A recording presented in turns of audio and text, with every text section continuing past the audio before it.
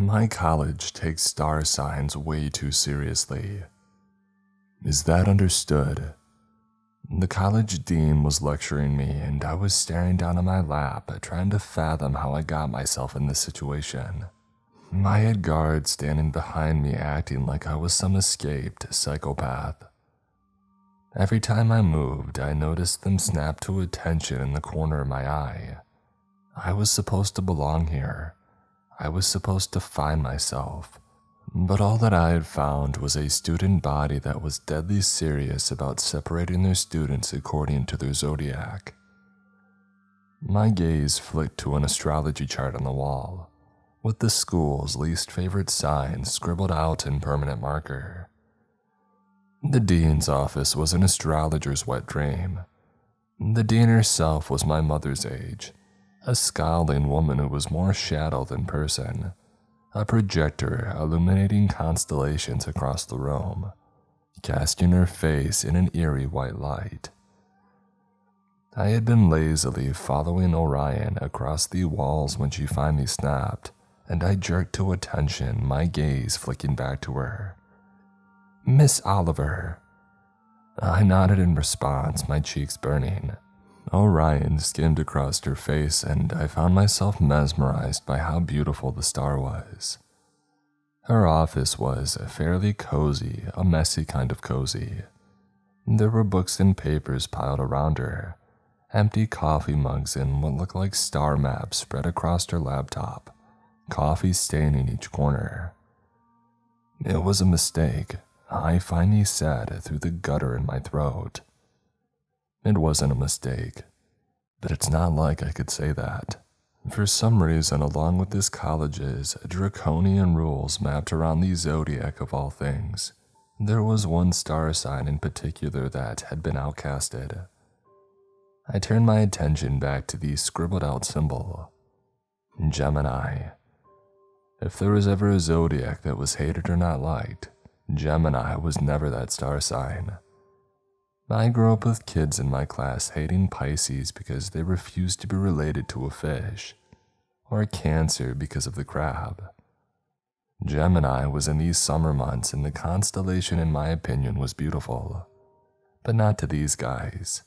Starting my freshman year, I started to realize how badly the Gemini students were being treated, with the guys getting the worst of it. Being a late admission, I was new along with another kid who appeared to be the joker of the class at first.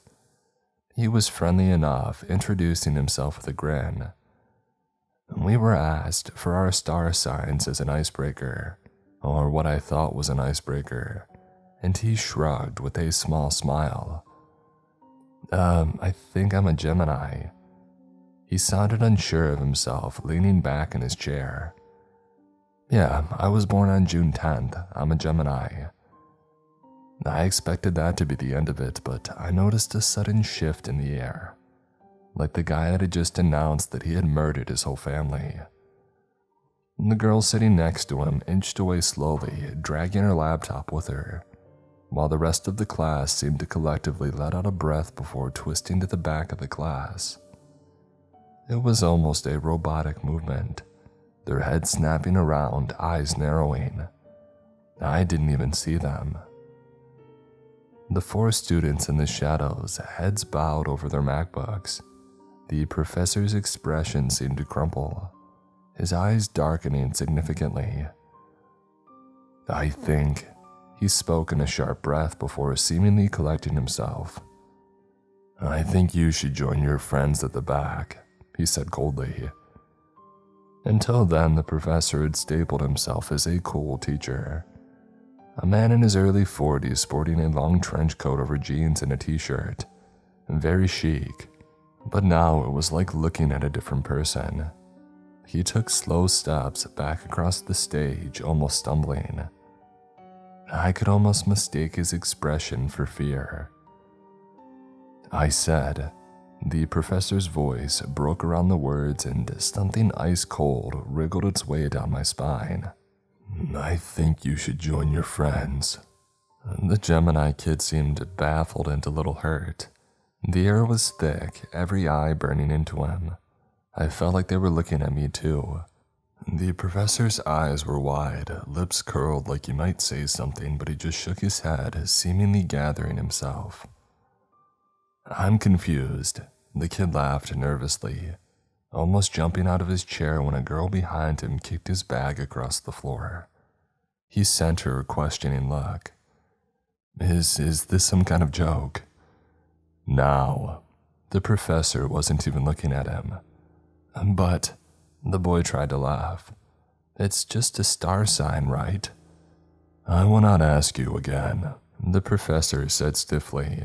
He didn't move as if doing so would mean being closer to the boy. He folded his arms across his chest. If you do not move to your designated seat right now, then you're out of my class. To my surprise, the boy got up and moved to the back, ignoring students cringing away from him. He didn't speak again, sticking to his assigned group. I noticed that everybody else had been separated into their zodiac signs. Leos were at the front, with Sagittarius and Libra surrounding them, and the other star signs were harder to make out. I thought it was just that class who were taking these zodiacs a little too seriously. But no, this thing had spread across campus like a virus. Students didn't care about their grades or what careers they were going to get, because these star signs in the top of the social hierarchy had the faculty wrapped around their little fingers. A Libra girl found out that she was no longer compatible with a Scorpio and stopped talking to him completely, ghosting him on social media and going as far as moving halfway across the classroom from him. The entire campus had gone crazy, including the faculty. But it was only certain star signs who were allowed extra credit and invited into exclusive clubs while the rest of us were left in the dust. And Geminis were either treated like dirt or feared, like they were carrying a contagious disease. It was like going back to middle school. In the 6th grade, I was proud of my star sign. I like to think that I had a secret twin after learning about the story behind the constellation. Castor and Pollux, twin brothers transformed into Gemini. I used to draw the twins on the back of my hands, daydreaming my very own. Mina Lucas, a Pisces, called me two-faced because Gemini had two faces, and so I called her an ugly fish. This was middle school, though. It is normal for kids to build personalities around their star signs. But for college students, however, they're grown adults. It was fine to base a crush around a star sign or compatibility, but your whole life, your social circle and education. It was bad enough that my classmates were brainwashed by stars, but the professors too. It didn't make sense.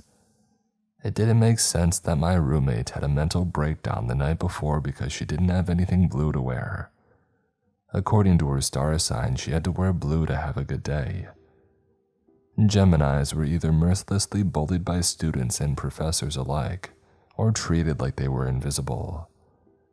I had noticed over the last few days that disgust had turned to fear. Instead of bullying Geminis, other students steered clear of them.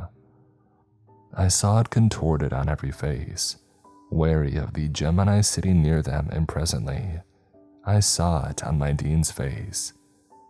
She was scared of me. The woman may have seemed in control, but I noticed her finger anxiously tapping on her coffee mug, her gaze flashing to and from the clock on the wall. She was waiting for something, her demeanor tense, her eyebrows furrowed. Every passing minute seemed to unnerve her even more. A mistake, she repeated my words, her tone dripping with sarcasm. Yeah, I didn't look her in the eye, swiping my clammy hands on my jeans. What was I supposed to say?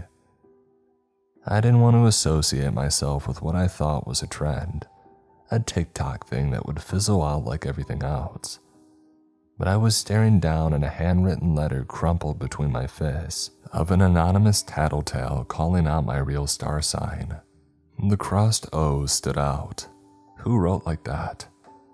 I had been hiding under the facade of being a Sagittarius since Sagittarius and Leo seemed to be the it signs. They stood on some pedestal ruling over campus like some messed up clique. The letter was like a slap in the face. I had half a mind to tear it into pieces. I stared down at it, my eyes stinging. This letter told me that I didn't belong here. It told me that because the brainwashed hive mind on campus had decided to collectively despise the star that I was born under, that I was something to be feared, like an animal. Who sent it? I managed to get out. I squeezed the paper between my fists. Dearest Dean, the passive-aggressive tone made my blood boil. I would like you to know of a traitor amongst you, a Sagittarius by the name of Oliver, who was in fact a Gemini. I am so sorry for ruining your day.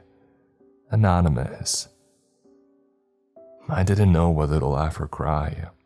When I looked up, the Dean's glare was pinpointed directly in the middle of my forehead. If looks could kill.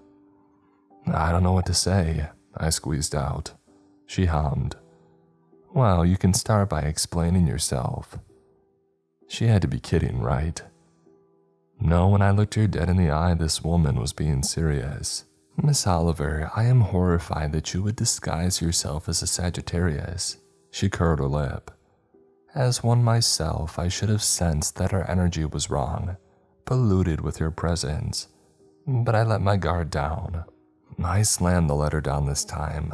This woman was certifiably insane. Who sent this? I said again, this time harsher. That is none of your concern, the Dean said. You lied, Miss Oliver. About my zodiac sign? I sucked in a breath. It's really not a big deal. Her eyes darkened. As you will discover, Miss Oliver, it is extremely important that we know where every Gemini is. Her gaze flashed to her MacBook screen, especially when certain measures have been put in place. Measures? I straightened to my seat. What kind of measures? Her lip curled. You are a late arrival. It is your fault for not arriving on time. You're kidding. I found myself speaking through a scoff. I was done. It was one thing with students doing this, but grown adults. She was enabling this bullying, inciting a fear that shouldn't exist. It was like being on a playground and some stupid kid pronouncing that Gemini smelled, and the rest of the kids following along, forming a hive mind. But this was a 40-something-year-old. The Dean couldn't justify it, and even if she tried, she would be declared insane. I leaned forward, testing the boundaries. I wasn't surprised when the Dean lurched back. Was it a bad experience? She blinked. I don't understand. A bad experience you had, I repeated, with a Gemini. I could sense the words suffocating my mouth, eager to slip out. After weeks of feeling like I was back in the 6th grade, finally confronting the root of the problem felt good. Platonic or maybe sexual, I inclined my head. Or maybe he or she ghosted you completely, so you brainwashed a campus full of impressionable young students to punish people who cannot help being born between the months of May and June. I felt satisfaction when her expression twisted. Because that is all it is, what you're all unhealthily obsessed with. I spoke through my teeth this time, weeks of repressed anger bubbling over. They're just stars, I said. They don't mean anything to anyone except children. Miss Oliver. See? Tracing along the constellation mapped out on her desk, I prodded each static light. To my confusion, it was the Gemini constellation, which was ironic. I stabbed at the 2 twin stars, Castor and Pollux, and then Alhina. I nodded to Orion projected across the wall. Stars, they're just stars, dead and dying planets, or if you're religious, your long dead relatives, whatever. I pointed at the map crinkled under a MacBook, and the dean once again flinched, her body angling its way away from me. She leaned away from me like I was contagious. One of the guards started forwards, no doubt to grab me, but she shook her head, maintaining that professional if not slightly strained smile. "There's no need." The dean spoke in a sharp breath and the guard stepped back. "Miss Oliver is understandably upset," she cleared her throat. "Please vacate your current dorm and move into the old building across campus where we house Geminis without rooms." The dean stood before I could reply. "I don't expect to see you in my office again." I grabbed my bag, getting to my feet. "You're not throwing me out." Her lip twitched. "We do not suspend Gemini students, Miss Oliver." "But what if I want to leave?" Her facial expression didn't waver. "I'm afraid that's not possible." I nodded slowly, not completely registering her words. "So you're saying that I can't leave?" She shook her head. "I'm afraid not." I glanced at the guard behind me. "Why can't I leave?" "Because of the measures in place." Something warm wriggled its way up my throat, and I tried to speak before the guards were politely shoving me out of her office. The dean's words didn't leave my mind until I was halfway across campus and out of breath, and regretting every word that I had spat. She had sent me away with a warning and in order to leave my dorm room effective immediately and move into the old building off campus. I had seen it in passing, a large crumbling structure which used to be the old student dorm. The door was broken, bars on the windows. There was no way that I was staying there. Instead, I figured a couch crashing in a friend's dorm would be better. Elle was a Leo and insisted that she didn't care about star signs. Coming from a Leo that was rich, she had the all-exclusive Leo experience. I was moving into her room later into the evening, playing cloak and dagger with these security guards on shift, when the announcement played on the intercom. "Starting from 8 p.m., please lock all Geminis in their rooms. It is upon us." Elle froze up, her eyes widening. Until that moment, she had been unusually quiet, the two of us sitting cross-legged on the floor eating Chinese food. But I thought that she was just tired from classes. Elle didn't react to the message at first. She sent me a sleepy smile and then told me that she was going to grab a beer from the kitchen. What I didn't expect was for her to come back wielding one of her mom's butcher knives. I stepped back, but her eyes terrified me. Her entire body was trembling, fingers tightening around the handle. Her expression contorted with that same feral fear that I couldn't understand. "Elle," I bit back a cry. "Hey, it's me, it's Smith." "Get out," she spoke through a sob. Her ponytail swung around when she twisted to the door. "Please, I don't want to hurt you." She waved the knife manically and I raised my arms, my heart catapulting into my throat. "You have 15 minutes. The voice drawled and Elle's expression hardened. "I repeat, please lock all Geminis inside their rooms immediately and find a safe place. This warning will expire at 5 a.m., 8 hours from now." A sudden bang outside set off my fight or flight, doors slamming and running footsteps. I found my eyes glued to the blade in my best friend's hand. They were serious about this. The dean really had turned a whole campus of students against one singular star sign. Elle's frightened eyes found me and I lowered my arms. "What, are you gonna stab me?" I took a slow step back towards the door. Because I was born in May. I couldn't resist a laugh. "You told me that you didn't care about the zodiac. You said that all of this was BS, so why now?" Another step and she squeaked. "Do you want to fit in, Elle? Is it like peer pressure?" She didn't respond and that pissed me off even more. Elle didn't know why she was afraid of me because her head had been filled with crap. I raised my arms in a mock surrender. Why are you looking at me like that? Al, I'm not going to hurt you. When have I ever? I didn't expect to cry, but my eyes were stinging.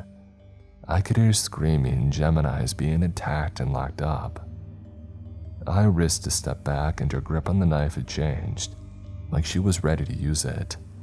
You're brainwashed, I said slowly. The Dean wants you to be scared. She's crazy, Al, like delusional.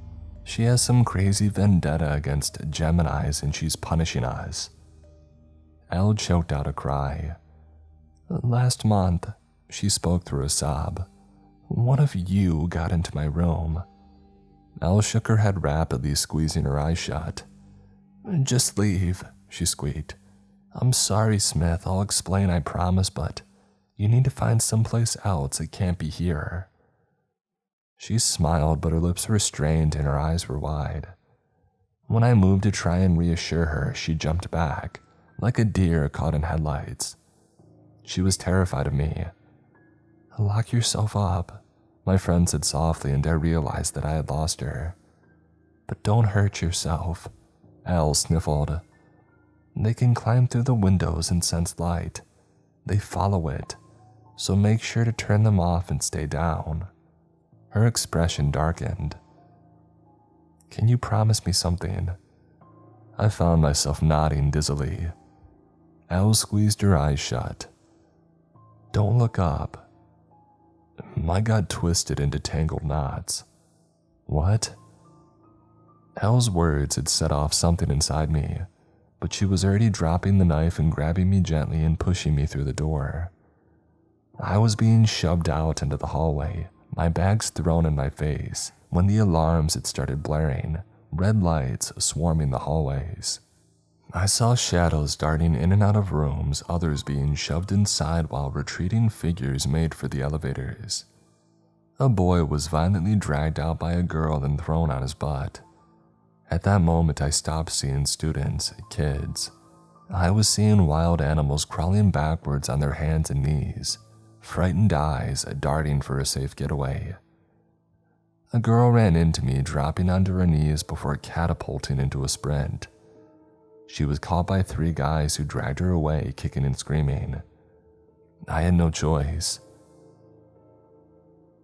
It was 7:50 when I found myself standing in front of the old building, halfway across campus, the alarm still ringing in my ears.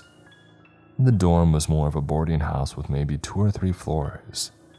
The night felt eerily still, a half moon poking from the clouds. There was something glued to the front of the door, a simple white sheet of paper. On it, scrawled in permanent marker, was "No" in bold letters. The O was crossed, I had noticed, which was familiar. 5 minutes. The intercom screeched, and in my panic, I knocked 3 times. Hello? I banged again. Hey, can somebody let me in? I swallowed thickly. My star sign tangled in my throat when there was a crash behind me and I twisted around.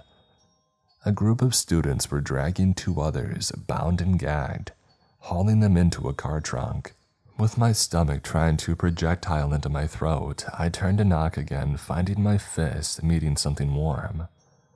There was a shadow standing in the doorway with warm golden light bleeding around him. I could barely see his face, only a mop of light reddish curls. He tugged the paper off the door and held it out.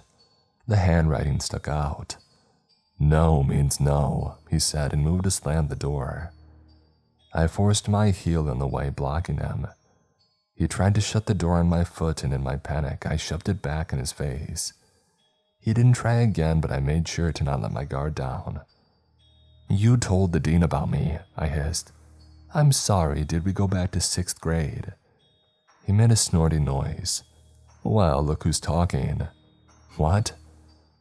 The shadow paused before stepping out into the light. I glimpsed narrowed eyes and freckles. I made a move to shove past him, but he stood stubbornly in the way.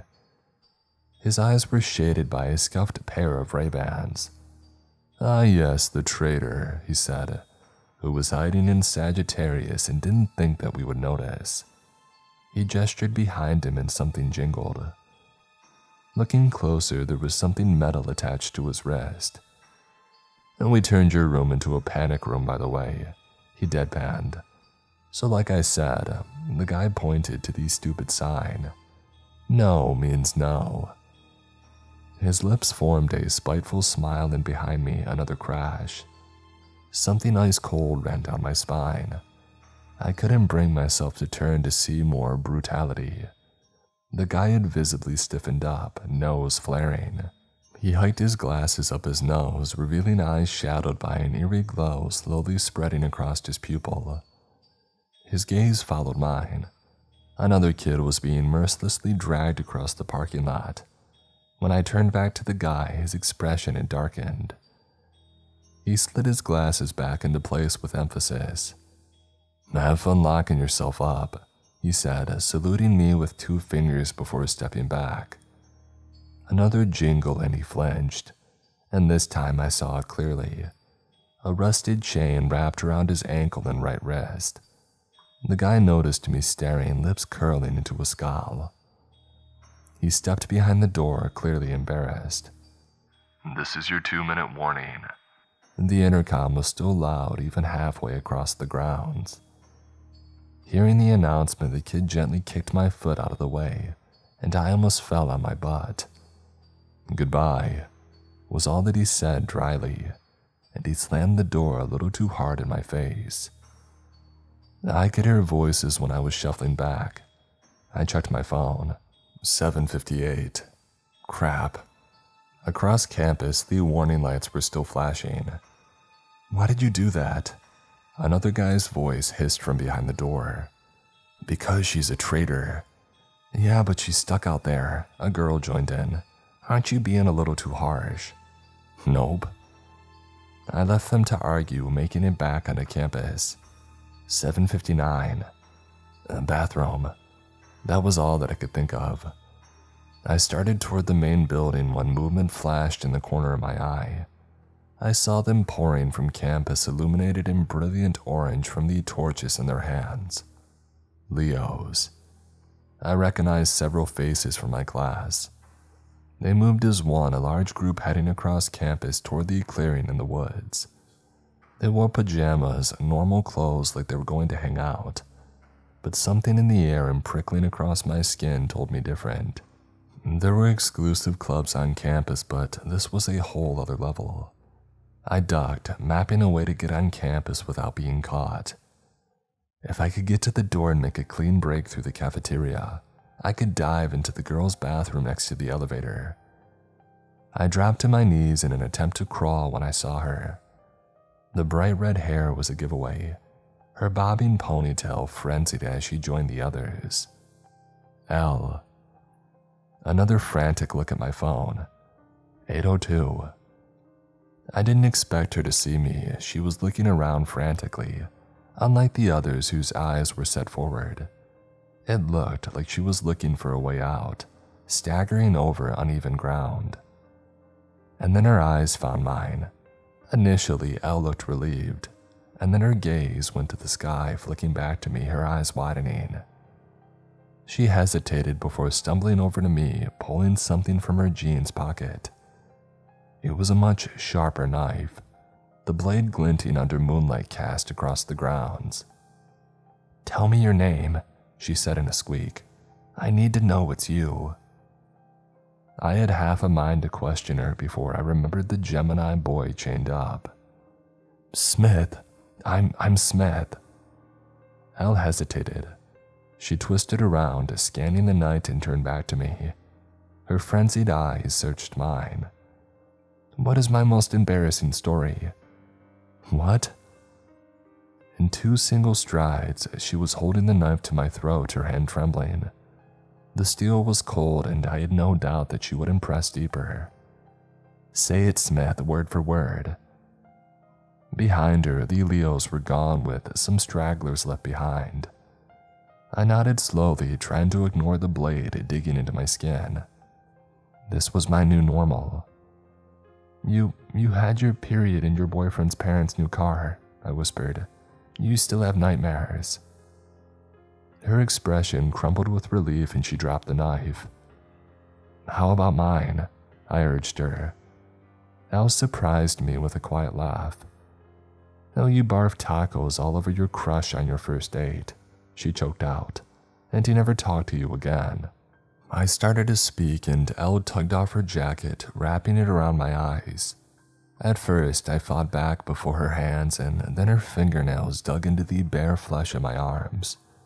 Her touch was reassuring, dragging up my arms and then grasping a hold of my shoulders. "I told you not to look up."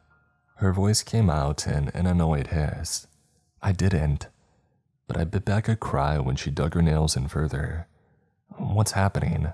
I'll explain later." "How can you guys tell who are the Gemini?" I whispered. "I don't get it." Elle didn't respond for a moment. "Your eyes," she whimpered. "It's in your eyes." "What do you mean by that?" "Shush," Elle muttered. "Just stay quiet, okay?" Elle pulled me to my feet and I staggered blindly, trying to balance myself. "I'll take you to a bathroom," she breathed, shoving me forward. "But if you tell anybody that I helped you..." "I won't." I tripped over something, almost falling on my face. The further that we were getting, I could sense something. Light. It started as a pinprick behind my eyes before spreading.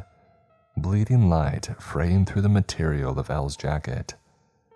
There was one bright splodge of light and then another, and another. Speckled illuminations like glitter illuminating the night. "Closer," they told me. I followed them almost giddily, watching them burn through Elle's jacket. When the sound of thundering footsteps sliced into me, I turned my head trying to sense where it was coming from. "What's that?" I didn't realize that I was laughing, until manic giggles spurted from my lips. It was like being high, my thoughts bleeding into cotton candy. Suddenly, all I wanted was to see the lights. They felt so far away and yet also like I could reach them, plucking them straight out of the sky. I laughed again, my body a puppet as I reached out and tried to catch them in my palm. "I said be quiet," Elle whisper shrieked. "I am." I was curious about the light. It was so bright and I was missing out on fully taking it in. I stumbled again, this time my footsteps tangled. I didn't hear the voice until it was in my head, a whisper telling me to pull away the blindfold. It was choking me, suffocating my thoughts and filling me with the taste of her. I saw it, just a glimpse, dancing across my vision.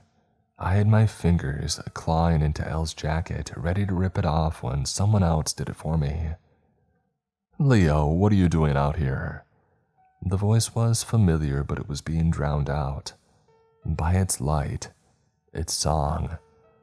"I'm locking her up," Elle said shakily. Darkness made way for light and I blinked rapidly. I could sense my head tipping back and then Elle's fingers in my hair, trying to shove my head down. Blinking rapidly, I saw the dean of the college and my best friend's pale face. And then I saw the stampede, suffocated in shadow, silhouettes passing me, ethereal light illuminating otherwise vacant eyes. The lights resembled stars themselves dancing through the night. It was the same light that was seeping into me. It felt cozy and warm, already ignited inside them.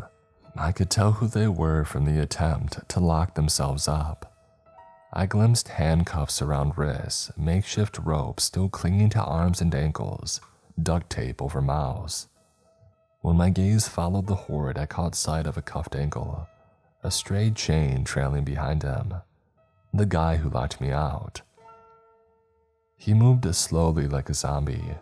His glasses were awkwardly placed on the top of his head, eyes drowned by that light. It was teasing me, seeping into me like honey. But it wasn't moonlight.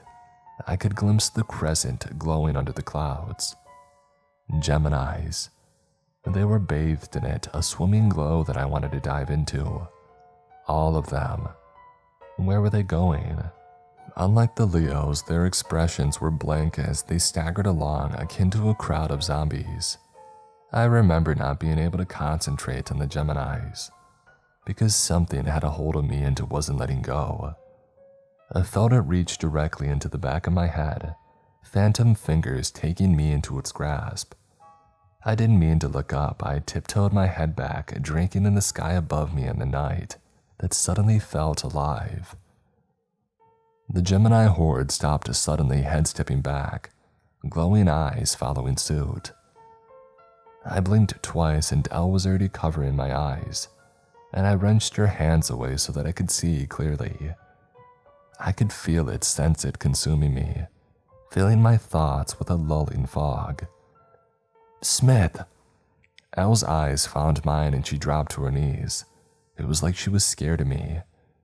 I remember her lips had formed the words in breathy sobs. Don't look. Before she could reach up, I blinked again, and this time it was a longer one. I started toward something. It was there, I just had to reach as high as I could, and then I would be able to touch it. Starry eyes surrounded me, but I don't remember being scared. Elle's cry rattled in my skull as I felt my body lurch on its own, driven by something else, a sentient thing inside me. I could feel my mind filling with fog. It told me to go to sleep, and I did. When I came to, it was no longer night. Artificial white light buzzing above me. The first thing that I felt was something wet oozing down my chin, and then cool porcelain pressed against my cheek. I was in a bathroom stall, my head stuck down a toilet bowl. But it was different to waking up hungover. I felt filthy. My body was aching, a striking pain rippling across the back of my head. When I lifted my neck slightly, a snapping sound made me jump, like my bones were popping back into place. My memory was gone and my thoughts were a whirlwind lost to the dark. I could still see Elle's face illuminated in that startling light. The shadowy horde around me, starry eyes burning into me. And then there was nothing. The familiar ice-cold grays of porcelain greeted me when I pried my eyes open. There was something in my stomach and I spat it out, expecting stale barf. What I wasn't expecting was a wet piece of flesh to splash down into the bowl. It took me several seconds to realize the toilet bowl that I had my head down was not empty. In the flickering light from the broken light fixture above me, I saw the glistening red first, spattered on the lid, and when I looked down on the floor too, it was staining my knees. And then I saw all of it. The bulgy, slimy red mess sticking from the bowl. I lurched back and something was stuck at the back of my throat. I reached into my mouth cringing and pulled out what looked like a mauled finger, skinned to flesh. There was only spiky pieces of bone fragments clinging to shredded muscle. Something inhuman croaked from my lips and I slammed my hands over my mouth, my gut twisting. I looked up, red. I looked down, more red, vivid and wet and recent. I was covered in dirt and grass stains, my legs bloodied and bruised, and half my hair ripped out. The walls around me were the same shade, glistening, pooling, disgusting red, dripping and staining every surface. The lumpy red mass sticking from the toilet bowl suddenly looked less like a mass, the more that I was looking at it, blinking through blinding light. At some point I screamed, heaving up the rest, wet globules of fat spilling from my mouth. There was a head in the toilet bowl stuck right under, like I had been trying to hide the evidence. The head didn't look like a head, half of its skull crushed, but I could still make out familiar features. Eyes still wide open, lips frozen in what looked like a scream. The rest of her had presumably been flushed, but I could still see pieces of her clinging to the rim of the toilet. Elle. Oh God, I killed my best friend. I'm still sitting here and I can't bring myself to move. Normal college life still goes on outside and I can't understand how. I ask this as a Gemini, preferably on campus, but this goes for all of you. Did any of you kill and eat somebody last night with no memory of doing so? I'm starting to think the Gemini constellation is something more than a group of stars after all. I think it's alive.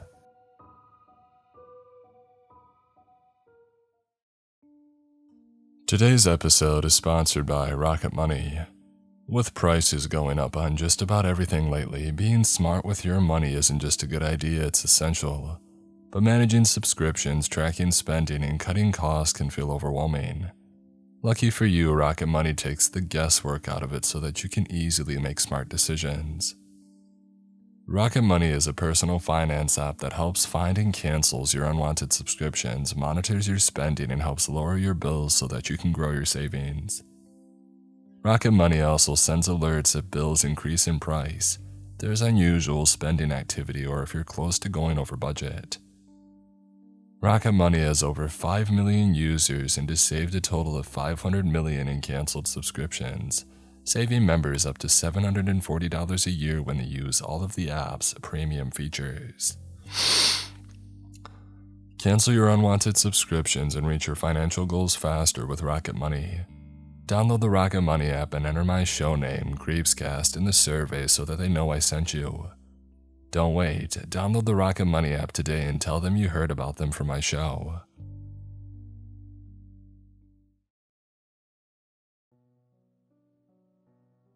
Hi, my name is Alex and I live in this rather small farming town. We have a church on the hill and one very local grocery store, and somehow there's a Dollar General too. Life here is rather simple and easy. I wake up, I turn on my studio, and I broadcast music for the town. It's nothing special, just classic rock and some country, but I make decent money off it. One thing I noticed our signal never goes past is the town borders. My only guess is that there's something to do with the magnetosphere, but I'm no scientist. About a year ago, around the middle of August, something weird started happening. Military trucks and other large equipment started showing up in town. They took over the church as a base of operations. They even put large fences and barbed wire all around it. Whatever they were doing must have been serious. It wasn't but a few days after they did that they started testing the air raid siren that we have. The only way to really get to it was in my shed, as I owned the radio station, and enough power supply to run the siren and the station if there was a blackout. So, guess what the boys did? If you said annexed my station and shed, you are correct. It wasn't really a big deal, they sounded like they needed it for something, and they'd been paying me twice what I was making, so I'm not really angry at all. So, I've been staying at my little brother's and his new wife's home for the past few years. The day that I moved in, it was all nice and happy, until at exactly 1 p.m., all the military guys started corralling all the people to their homes in a rush too. They seemed scared, like the whole lot of them had seen a ghost. It's a silly thought, I know. However, they weren't taking no's, as they were really rough with the townsfolk. Looking through the blinds, I see that they were all done getting everyone in their houses. Maybe they're running some sort of test. Well, it turns out that less than 10 minutes after that, we hear the siren go off. Stay inside and go to the nearest room without windows. If you can't, close the blinds and cover your ears and eyes. This is not a drill. Do not leave for any reason. If someone is caught leaving, they will be marked as a threat. If you hear knocks at the window or door, do not answer it, even if it's family or friends, and even if they're in a dire situation. Again, this is not a drill, and we will let you know when to come out. It went on with this same message for a few hours. I was in my room, which luckily is located in the basement. I could hear someone upstairs slamming on the doors, and I could hear my brother talking to his wife. "We gotta check, honey. It's my friend, Aaron," he said in a hushed tone. I slowly walk up the stairs and hearing his wife say, "Well, here, take your gun and at least be ready for anything." As I got to the top of the stairs, I creaked the door open to see what is going on. Aaron, I'm going to open the door, but you gotta run in fast, okay? I can hear her muffled. Hey, 10-4, buddy. It wasn't Aaron. It was something deep sounding that I felt. Immediate fear, and I closed my door before they opened their front door. I heard Aaron say, "And ye shall overthrow their altars, and break their pillars, and burn their groves with fire. And ye shall hew down the graven images of their gods, and destroy the names of them out of that place." After that, I heard shots fire. It was my brother, I'm sure of it. His wife Sammy was screaming and tried to come into the basement with me, but I locked the door. I heard the false Aaron walk up to Sammy as she was screaming.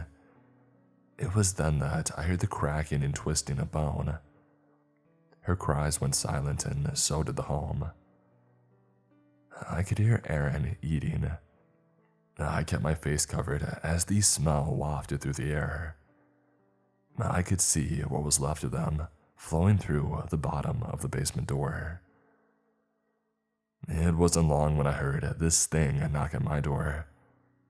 "I know you can hear me, child. Do not be afraid, as we are here to cleanse these sinners, leaving only the saints. You are not a sinner. You can let me in." I didn't know what to do. I was frozen, but it felt like it was speaking into my brain. The sound of horns were ringing in my head. "Child, you cannot ignore me. I am all that was and will be. I know you." I uncovered my ears and checked up the stairs. I noticed the door got unlocked, so I yelled back, "What did you do to my brother? What is it that you want?" At this point, I'm nearly pissing myself in fear. "Your brother and his wife committed a grave, unforgivable sin. We cannot let it slide. Let me in, child. You need not be afraid." I sat there thinking, and I slowly walked up the stairs. It felt autonomous, and I couldn't stop my own movement. "There is no fighting this. You are a saint, and you will obey and listen." I do not know what to do at this point. What did he mean that I'm a saint? It was then that I slowly started to twist the doorknob. At full force, the sirens were wailing once again, and I regained my consciousness and composure. I quickly locked the door again and ran down the stairs. I could hear the thing say, "We will meet again, my child. Go now on God's good grace." This voice was loud and thundered in my head, leaving my ears to ring. I could only hear the siren afterward, and what sounded like giant wings flapping in the distance. "Civilians, the coast is clear. I repeat, the coast is clear. We ask you to stay in your home so we can do some research. Please bear with us a little longer, thank you." It clicks off and these sirens start to die down. It wasn't but a few minutes when I hear, "Oh my God, they've got another. Search the house for any survivors." I slowly opened the door and yelled, "I'm alive, please help me." It was then that the door swung open as a large man pulled me into the kitchen. I found myself around 5 men armed to the teeth pointing guns at me. "Test him," one guy said. I was immediately shoved against the wall, and the guy, testing me, grabbed my arm and stuck a small needle and injected something. "What are you doing to me?" They all stared at me, waiting for a reaction. However, nothing happened.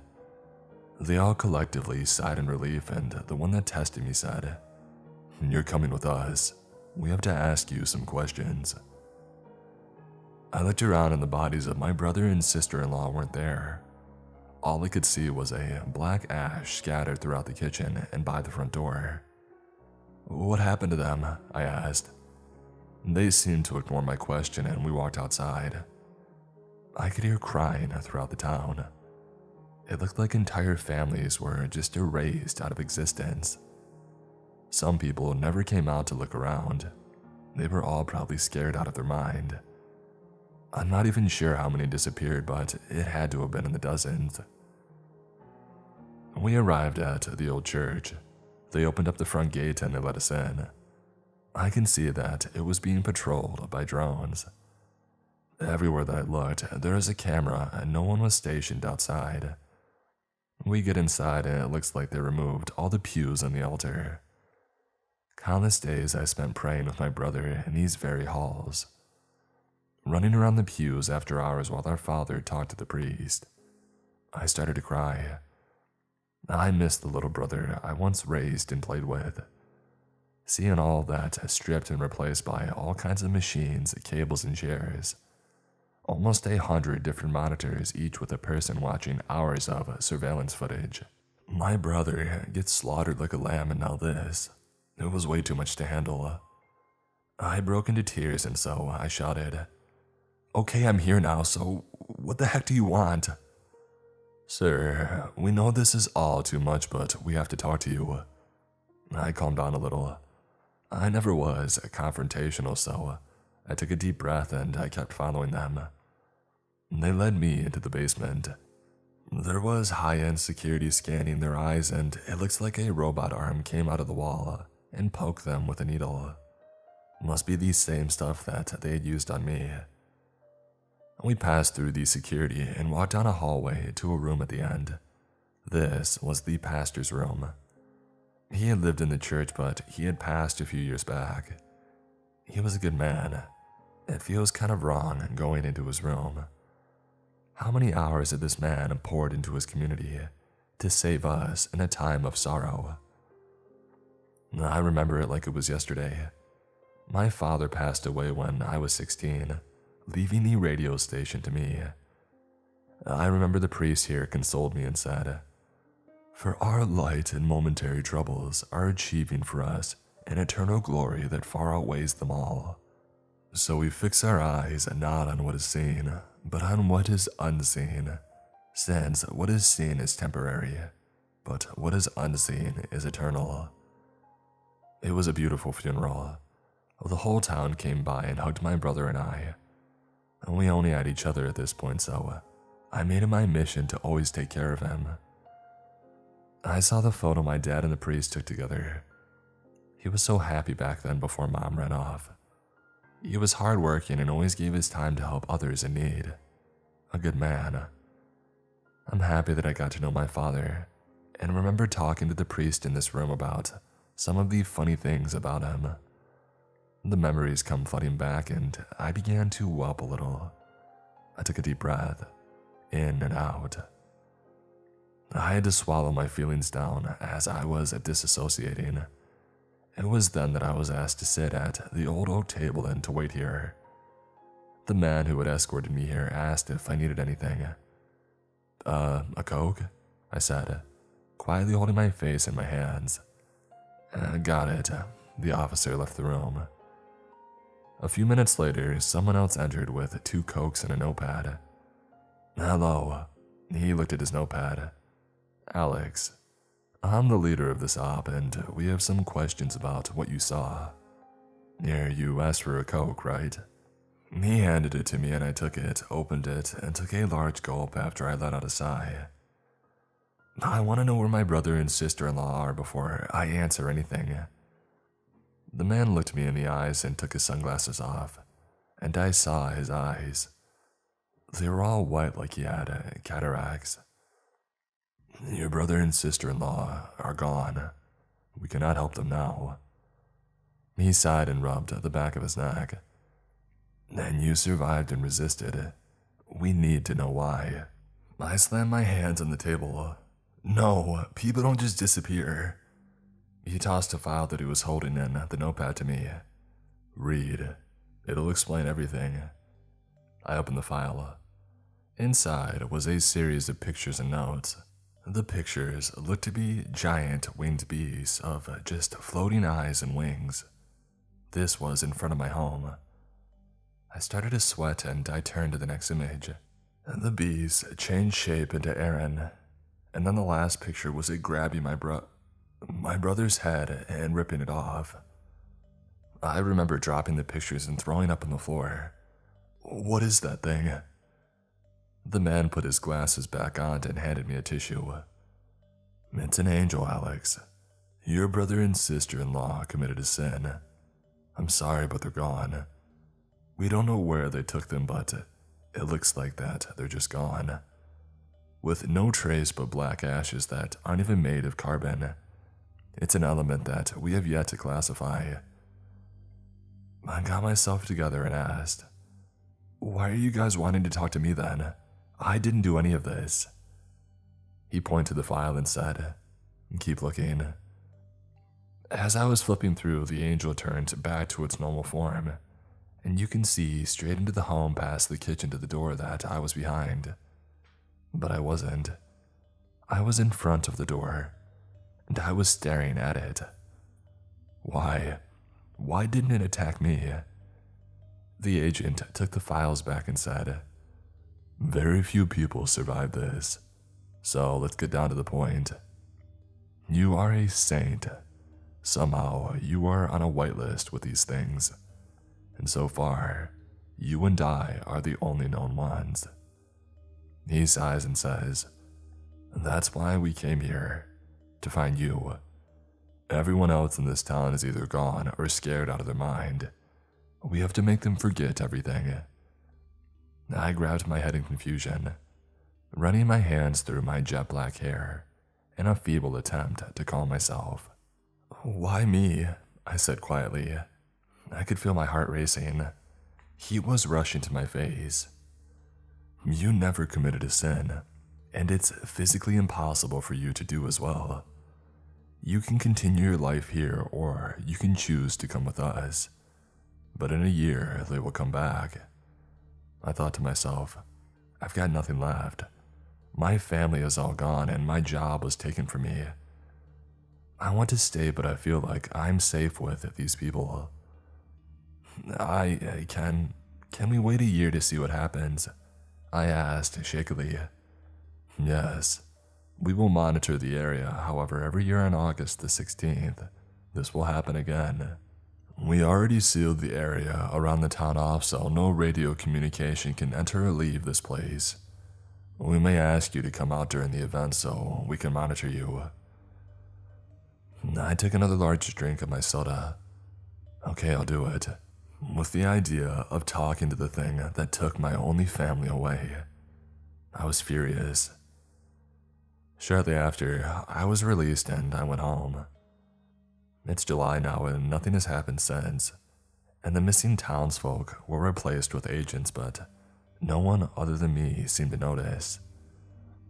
Life has been normal and I was allowed to use my radio again. I'm counting down the days until this happens again. Will I be prepared? How can I stop them? I don't know. What I know is that the days draw closer, and I can hear the whispering of them above, and I know that they're watching. Once they come down here, I will know where my brother is. My brother and his wife's screams are burned into my brain. Another issue is the trumpets are getting louder, and I'm starting to hear chanting and bells chiming. It's day in and day out, non-stop. I've been contemplating ending it. I find myself about to go down that hole of no return and welcome the release of death. However, anytime I get brave enough and I'm about to do it, I black out. I wake up usually on my bed, where I was sitting before thinking about doing it. Whatever is going on, whatever these things want is beyond me, and that's not the worst of it. It's when I sleep that's when the true nightmare begins. I feel like if I tell you guys this, it may help me cope just a little bit. The last message I sent out, everyone was rather nice. It's so much to unpack, and if you have a weak stomach, please skip ahead if you want to.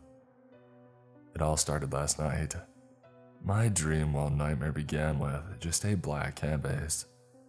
It was just me, mindlessly drifting in a seemingly infinite void. But I couldn't wake up or move. That's all there was, just me in the dark floating. I started to panic, as it still to this very minute feels real, and with that, it felt like this won't ever end. In my head, what felt like decades pass as I float in pure darkness with only my thoughts. It wasn't much longer, maybe a year or two, it's hard to tell to be honest, that I started seeing something in the distance, slowly approaching me, or was I approaching it?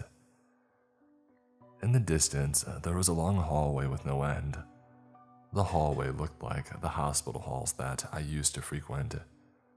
It reminded me of how my dad lost his life to cancer. All the years that we spent, the countless hours crying and praying for him to get better. So yeah, I know these halls as if they were my home. It was scary how accurate this was, down to the light blue stripe and the off-white color of the walls. I finally floated to this hall and landed on the floor.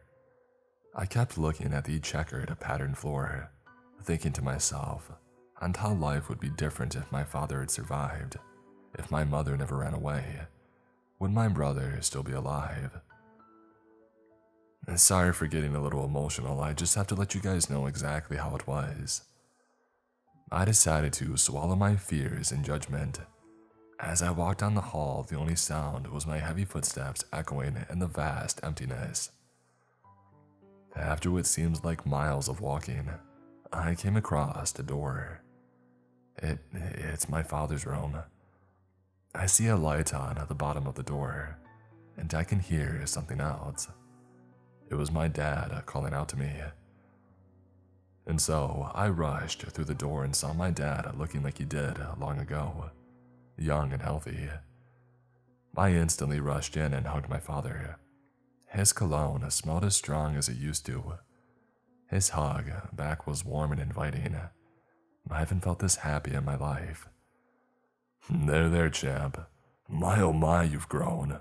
Look at how strong you are. You're as strong as an ox, my father said robustly. Thanks, Papa. I've been working on a lot to help with depression. You don't know, but losing you was the hardest thing in my life. Well, where's little Donnie? I missed him too. My dad tried to look behind me at the door, expecting my goofball brother to burst in. Pops, Donnie. And before I could say a word, he jumps out of the closet and yells, Dad, you're alive. I don't know how to process this. I saw my brother's ashes. Donnie, how are you even here? My brother looked at me. I don't rightly know how to be honest. I was opening my door for my buddy Aaron, and the next thing I know, I fell out of the closet. As my brother and father hug and catch up, I take a few deep breaths and ran my fingers through my hair, trying to find a way to tell my brother what happened. As I turn around and open my mouth, I hear the trumpets in full force. My head feels like it was going to explode. It was then that I see a grotesque, massive wings circling astronomical rings. On these rings were bloodshot red eyes of varying sizes and colors. Its very presence was distorting space around it. Its mere existence was causing my eyes to blur and my mind to race. As it spoke to me, I could see the axis of all creation merging and twisting. I was able to manage to say, What do you want? The being stopped moving. The sound of its rings were making was akin to rusty metal being ripped. The song of metal scraping against metal is all that I can hear, and in an instant I heard nothing. The darkness was all gone. I looked around and time was frozen, and all there was me and it. Ye shall utterly destroy all the places wherein the nations which ye shall possess serve their gods, upon the higher mountains, upon the hills, and upon every green tree. It spoke to me. It felt like my very soul was shaking and I couldn't stand on my own feet. What does it even mean? Why are you doing this? I let out with all my remaining strength. I took a deep breath and was able to pull myself up and stare this thing down. My child, you know not of what's to come. You must follow. I am your shepherd and you are my flock. Listen to your heart and hear my love and feel my intent. All of this is but a fleeting existence to the greater tomorrow. Child, Even your family here are nothing but mere devices in a greater story. Screw you, I said as loud as I could push out my exhausted body. Child, I gave you what you wanted most, yet you still deny me. The Lord gave and the Lord hath taken away. Blessed be the name of the Lord, it said. The sound of fluttering wings is all that I heard. Time returned normally. I turned to see my family, my brother, and my father. Something was wrong. They were staring at me with massive grins, unhuman grins. Their smile kept growing, and slowly, I could hear the squelching of their flesh tearing as their faces distorted. I reached out to them to try and stop whatever this was, but I was frozen, forced to watch. Red was pouring from their mouths, and they were crying as they feebly reached out to me. I could see their arms outstretched, twitching, as they lost full control of their own body. It was then that I heard the trumpets again, but this time, it was distorted as it played of key. It was then that my brother grabbed his bicep on his right arm and dug his fingers into it. Red rushed out and sprayed on the floor as he continued to dig. The sound of things snapping and sloughing off his arm was sickening. I watched in forced horror as my brother pulled his muscles out of his own arm and painted the room in a dark red hue. In a short time, I heard my father start to gurgle too. I reeled back to look at him, but I wish I never did. His body was melting as a dark black liquid started to extrude out of every possible opening on his head. The smell was awful, but yet pungent. I watched, and that's all that I could do, as I saw my father slowly turn into a puddle. His very body melting in my own hands, and his bones crumbling to dust. I was left alone again. Even the walls around the room started to decay. The darkness swallowed me once again. Shortly after, I felt it watching me. I swear that I can hear this thing that took my family a second time was weeping. After I turned to see it, it was crying tears of red.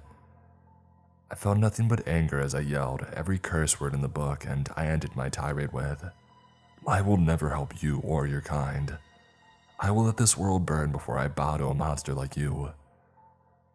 Shortly after I woke up, I sprang out of bed and splashed water on my face. The horns, the sounds this thing were plaguing me with had stopped. A moment of short reprieve. These images of my family are still in my head. Why am I chosen to bear this burden, whatever it may be? Sometimes the good has wicked intent, I suppose. Recently, the townfolk have been acting really strange, and last night was even worse at this point, and I'm fearing that these things are going to take me too. It all started in the morning. It felt normal at first. I woke up, made coffee, and ate some eggs in a basket, just like my father used to make. I decided to turn on my radio tower on to start broadcasting my music as I normally would, when what seems like a woman started pounding on my window. Immediately, this made me spill my boiling hot coffee on my freshly pulled out of the dryer pants. I yelled in pain. "Oh, what the?" Once I pulled myself together, I see this woman staring at me through my window. She was covered in blood. Her eyes were as white as marbles, and she was smiling. Shortly after, she started banging on the window again, this time, and I got to see it. Her hands were missing, and it was just a stub with bits of flesh hanging on it. I dropped down behind my desk and I almost vomited. This lady was my neighbor, Mrs. Jacobson. Normally, she would come by and hand me the newspaper. She and I weren't friends more, just friendly neighbors, and just my mail would often end up at her place. I didn't know what to do as she continued to pound on the window, with each consecutive hit making a sickening noise as the stomp slapped on my window, leaving more and more red behind. I stayed behind my desk as the image of her unearthly smile was burned into my brain. It wasn't more than a few minutes when she stopped. It was then that I decided to slowly peek over the edge. I just saw her standing there, staring at me. No, through me. I could feel her gaze pierce my soul. She slowly opened her mouth and it started to stretch at inhuman length, as her mouth easily grew to be about 1 foot long. "What do you want from me?" I yelled. She just kept looking with her mouth wide open. It was at this moment that I went to the window and just shut the blinds. I could hear her yelling. Nothing that makes sense, it was more just random ghoulish howling, with a voice that was far too deep for her. I called the government guys in the church. "Hey, you guys said I should call if anything is out of the ordinary.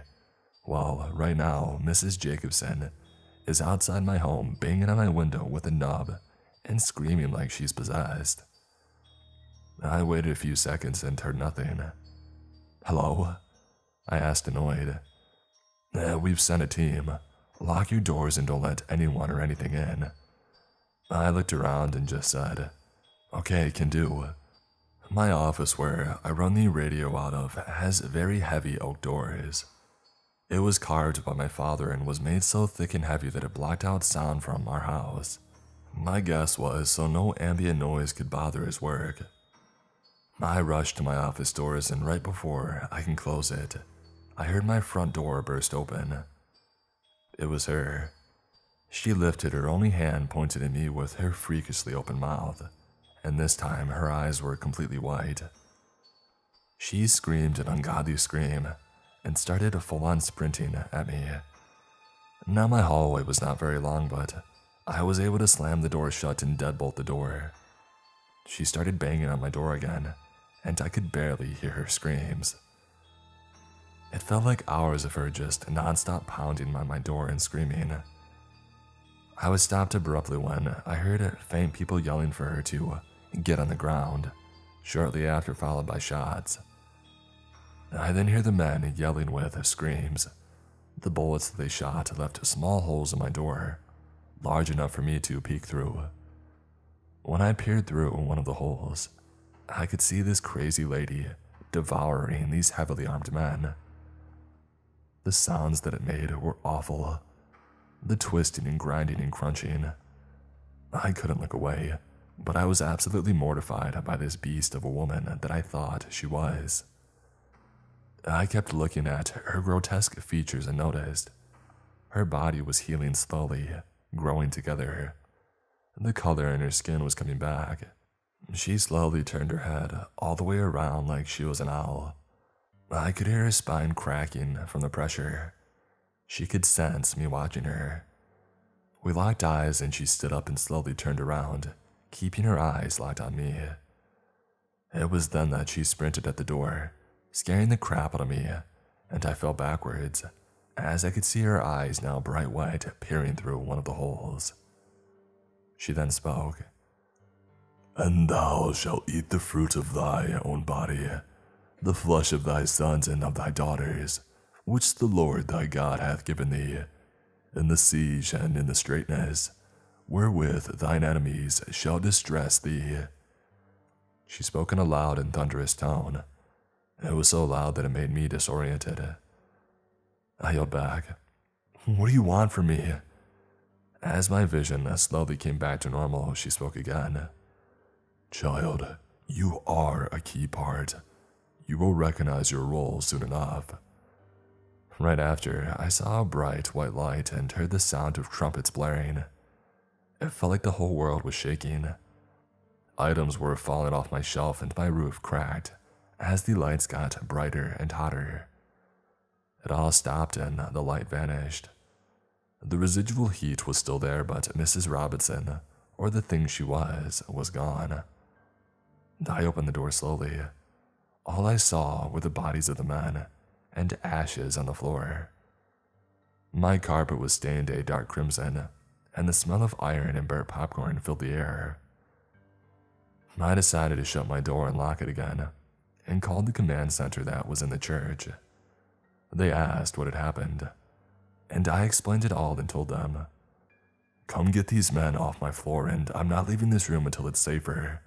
I will not be destroyed by some old lady. On the other end, all I hear is, "Understood. You need to stay safe there and bunker down."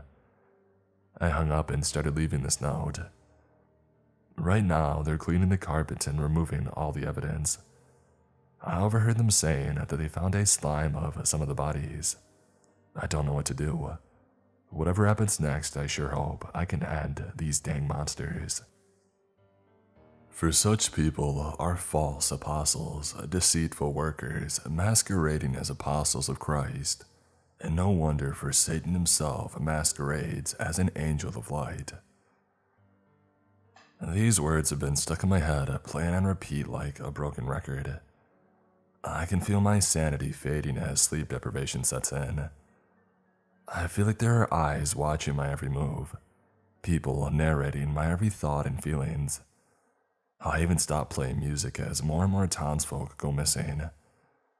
It's only a handful that are left from the town originally.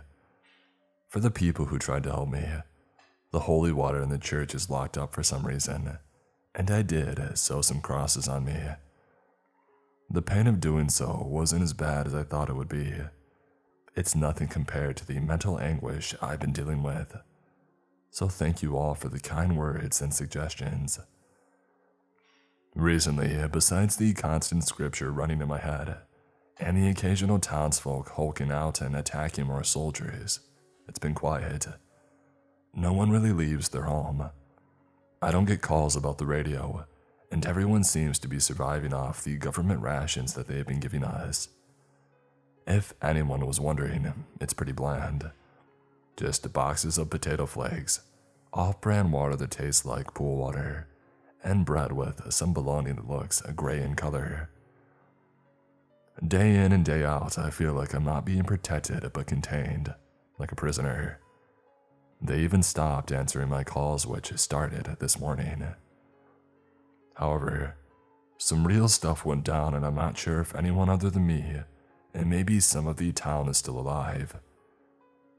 It was shortly after I got ignored when I tried to call into the HQ and report a body in the street. It wasn't more than 5 or 10 minutes when I started hearing the horns again. This time, I learned the horns only played when someone was being targeted. I know this seems inhumane to say this, but I made test subjects out of my neighbors. Once I hear the horns, I go to all my windows and I look around, see what or who is being targeted, and like clockwork, I hear it. Someone begins to scream, and then silence. After so many times that this has happened, I become numb to the cries of the people. I can't stop thinking, they are the lucky ones being taken out and not having to live with these things for much longer. I'm pulling away from the point so that after the horns this morning, I looked around all over town and saw nothing this time. I kept looking, and it seems that they were all safe somehow. Shortly after, I heard gunfire coming from the church. They're being taken down. I started to hear someone calling out to me.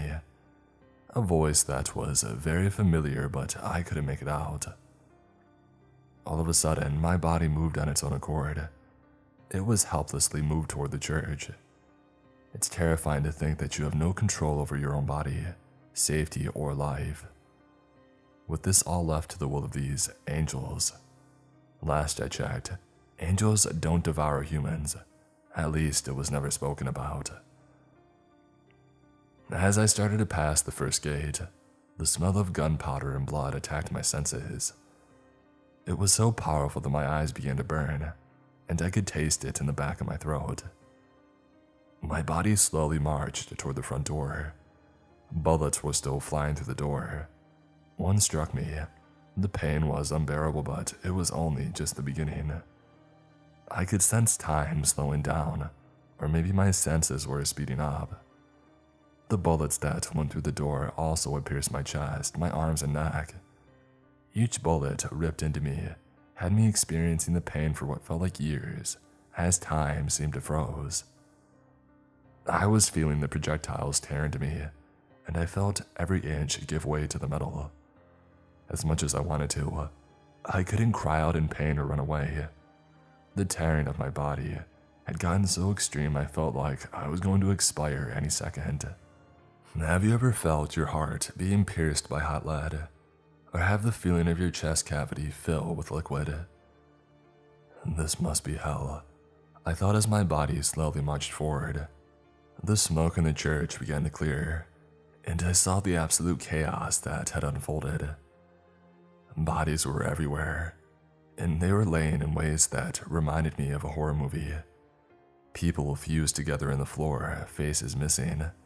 One of them I stepped on, making a squelching noise as my foot peeled away a layer of them. No matter what I did or thought, I couldn't stop. My body felt like it was being controlled like a puppet on strings. When I got to the basement, the door was ripped off the hinges with the door itself pushed into the wall.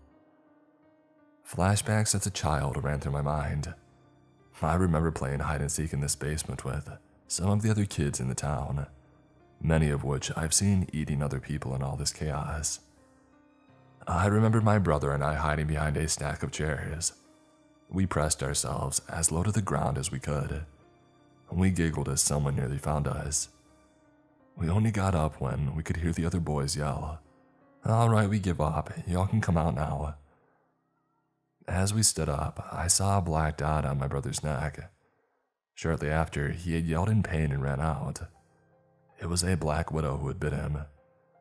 My brother was rushed to the hospital, which was almost an hour away, and I held his hand and kept telling him, "It'll be okay.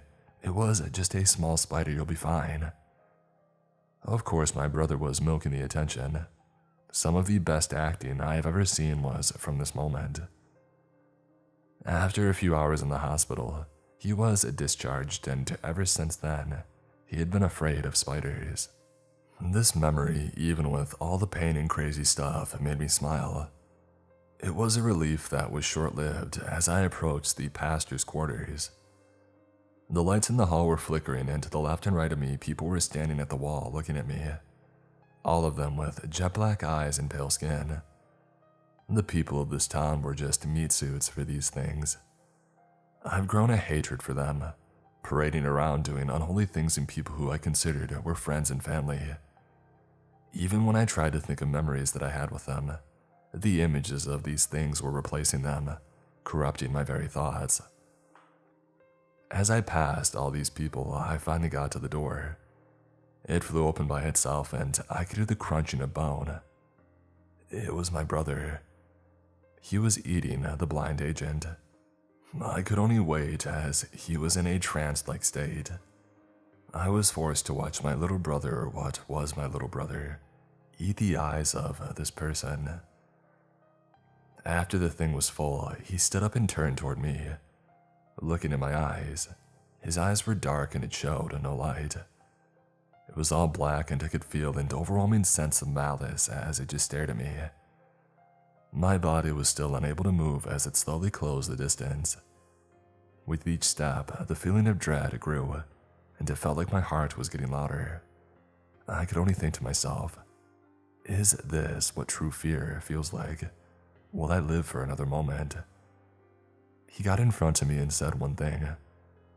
"A war is coming, and you are a major piece in it. Will you stand by humanity or those winged beasts whom watch over and terrorize you? I cannot make the choice for you, child, but know this. I do love you." This oddly felt genuine, and the feelings of dread and malice were dissipating. I don't know how to describe it other than it felt natural. "Child, I will not harm your brother as he agreed to help me speak to you.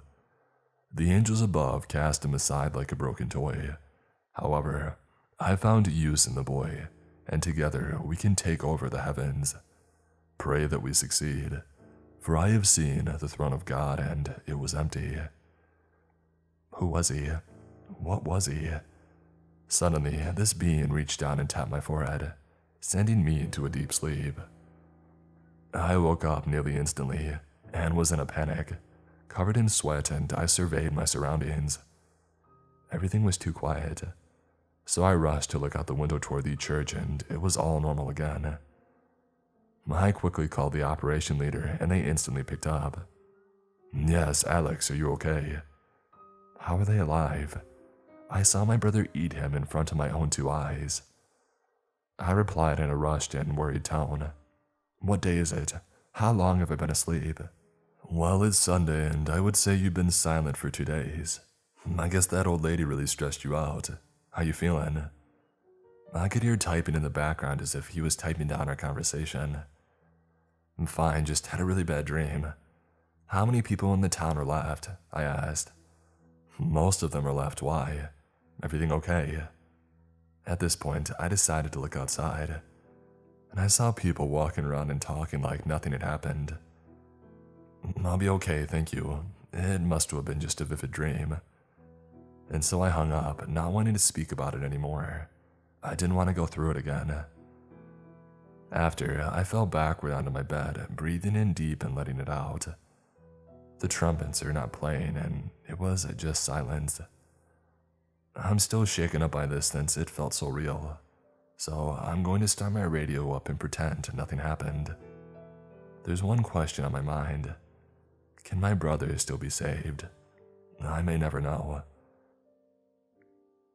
For our struggle is not against flesh and blood, but against the rulers, against the authorities, against the powers of this dark world, and against the spiritual forces of evil in the heavenly realms. Ephesians 6:12. What is time? Is it just a construct of a man to keep with the pace of our existence, or is it something more malleable? I can't shake the feeling that I've done this all before. The existential dread of this whole situation seems so familiar. Alright, sorry, you don't know who I am. My name is Alex, and I live in this rather small farming city. We have a church on a hill and one very local grocery store, and somehow there's a Dollar General too. Life here is rather simple and easy. I wake up, I turn on my studio, and I broadcast music for the town. It's nothing special, just a classic rock and some country, but I make decent money off of it. Recently, I've been experiencing stranger and stranger events, but it all feels like a dream. It all started when military trucks and other large equipment were being hauled into town. They took over the church as a base of operations, I'm guessing. They even put large fences and barbed wire all around it. Whatever they were doing had to be serious. They came to my door and asked to use the air raid siren. The only way to access it was to enter my shed and turn it on manually. When I told them this, they just said, "That's fine. We'll just go into your backyard once a week and run a test, so don't mind us." I cocked my head a little, as I could have sworn that I had heard this before. "Yeah, that's fine. Just knock on the door before you go back there, just in case." I'm in a stand-your-ground state, so I didn't want to catch a charge for taking out a trespasser. They just looked at me and smiled and said, "Will do, Chief," and then left and got into the truck and drove off. I looked around and across the street from me, and I could see my brother mowing his lawn, so I walked up to him wanting to speak. "Hey, big bro." He stopped the engine of his mower. "Hey, little dude, how have you been? How's the wife doing?" He smiled and said, "Great, but we have big news." I looked at him puzzled. "Well, what is it?" "Sammy's pregnant. We just tested this morning, and I feel like since you've helped me so much in life, you can be the baby's official godparent and uncle, of course." I cracked a large smile ear to ear. "Wow, I'm so happy for you guys." My brother then just put his arms around me and we shared a hug. It was nice considering all that we've been through together. "Why don't we have dinner here tonight? I'm grilling ribs and the wife is making potato salad. You know it's your favorite." That sounds perfect. Been wanting some home-cooked meals. I've been swamped with work and school recently. He just said, "Alright, I'll see you then, but I need to mow. It won't cut itself."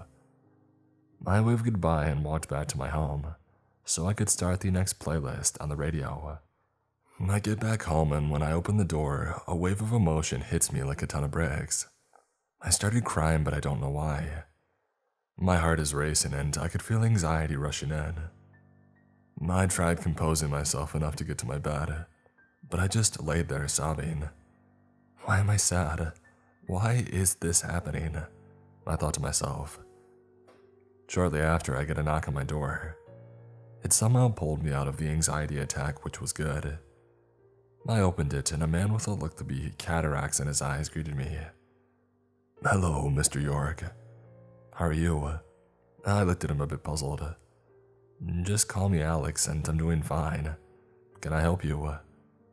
I felt a bit put off by this man. He looked to be blind, but he climbed up the stairs without aid, and he drove here. Oh yes, we need to use the siren, and we want you to stay inside for a few hours. It's for your own safety. I started to panic a little bit, but kept it under so he wouldn't notice. Sure thing, it's back in the shed. The man looked at me and just said, Thank you. Just lock your door and close your blinds. The siren will tell you the rest. I said, Well, aren't you going to be in danger too? He just started to walk away and yelled out, I'll be fine, Alex. The anxiety was welling up in my throat again, so in a hurry, I locked my door and closed my blinds. Shortly after, I heard the sirens go off. Stay inside and go to the nearest room without windows. If you can't, close the blinds and cover your eyes and ears. This is not a drill. Do not leave for any reason. If someone is caught leaving, they will be marked as a threat. If you hear knocks at the window or door, do not answer it even if it's family or friends, and even if they're in a dire situation.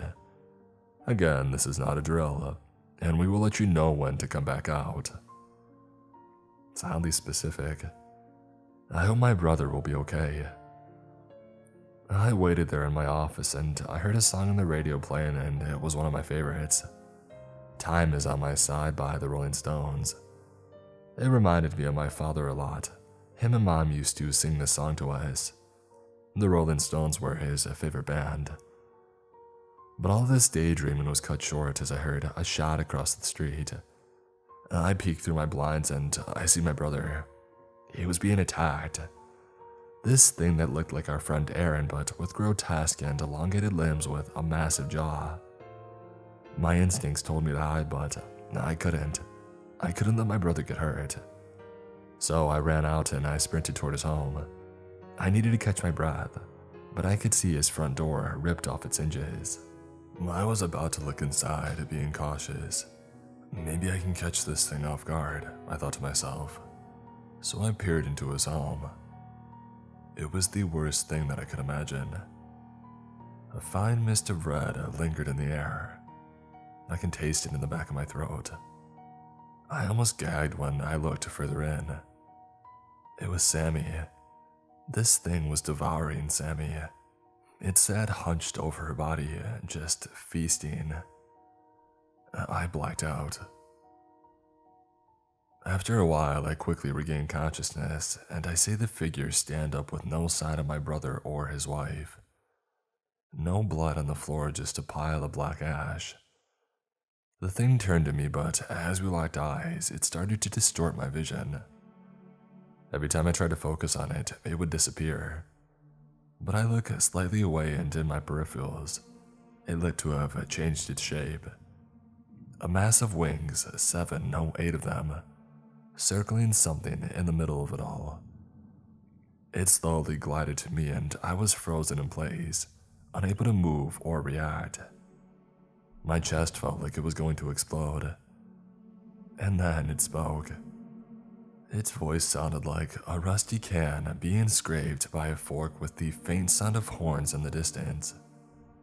Its thunderous voice shook my very existence as it spoke, and it said, "Be not afraid, child.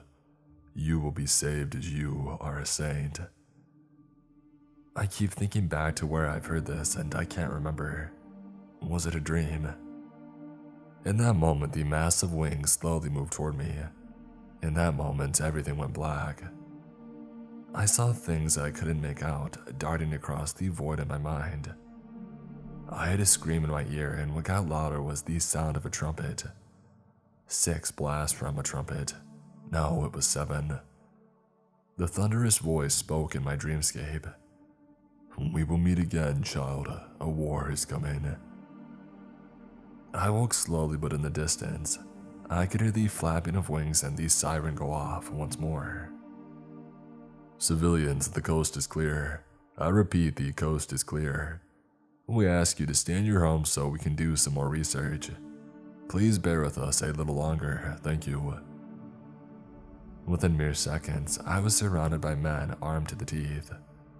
Holy crap, he's alive. One of them picked me up and 3 other men rushed into my brother's home. What happened to my brother? I was still barely able to stand on my own. My head was still spinning. He's gone, I'm sorry.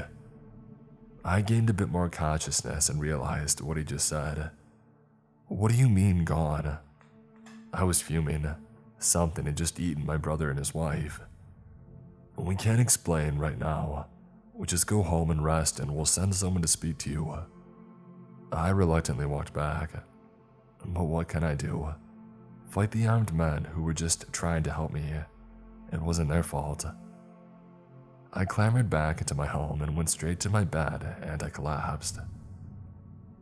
I can't put my finger on it, but I sense a deja vu. It's all too familiar and I can't shake this feeling. As I laid on my bed, reliving the thoughts of my brother dying and seeing his wife being devoured, this whole thing seems so surreal. It wasn't but an hour later when I heard knocking at my door. I got up to answer it, and to my surprise, it was the same blind man. Hello, Mr. York. I need to speak with you. I waved him in and sat at the kitchen table. Can I get you anything to drink? What's your name? He smiled. My name is Lucy, and yes, do you have a Coke? I blinked a few times. Alright, Lucy, coming right up. I brought 2 cans of Coke, slid him his across my table. So, what was that thing and what do you want from me? He takes a deep sip of his drink and lets out a sigh. Oh, Alex, we know who you are and what you are. Haven't you felt like you've done this all before? It's time to give up on resisting, Alex. We need you. I looked at him puzzled and asked, What do you mean? He stood up and placed his glasses on the table. His eyes were pitch black. Light didn't even shine in them. It was all empty, like an endless void. What's wrong with your eyes? He chuckled lightly. Oh, don't worry, child. Join my cause and we shall return your brother. I started to sweat. My heart was racing faster than my mind. Who and what is this man? It was then that he reached out and grabbed my hand. I was unable to move as I saw the future. Life and death, the start of the universe, and the decay of it all flooded my mind. I felt I was everywhere at the same time. He suddenly let go and all the vision stopped. Do you understand now, child? We were destined to take over the heavens. You were meant for greater things. I can't believe it, so I asked. This is all too much right now. Can we do this later? He shook his head. You have until midnight or all of this will come full circle. I looked at him and he let out a long sigh. Fine, I need to do something first. He just got up and walked out of the door. It looked like he understood. So, here I am now. I know it's a lot to unpack, but I can't shake this feeling of deja vu.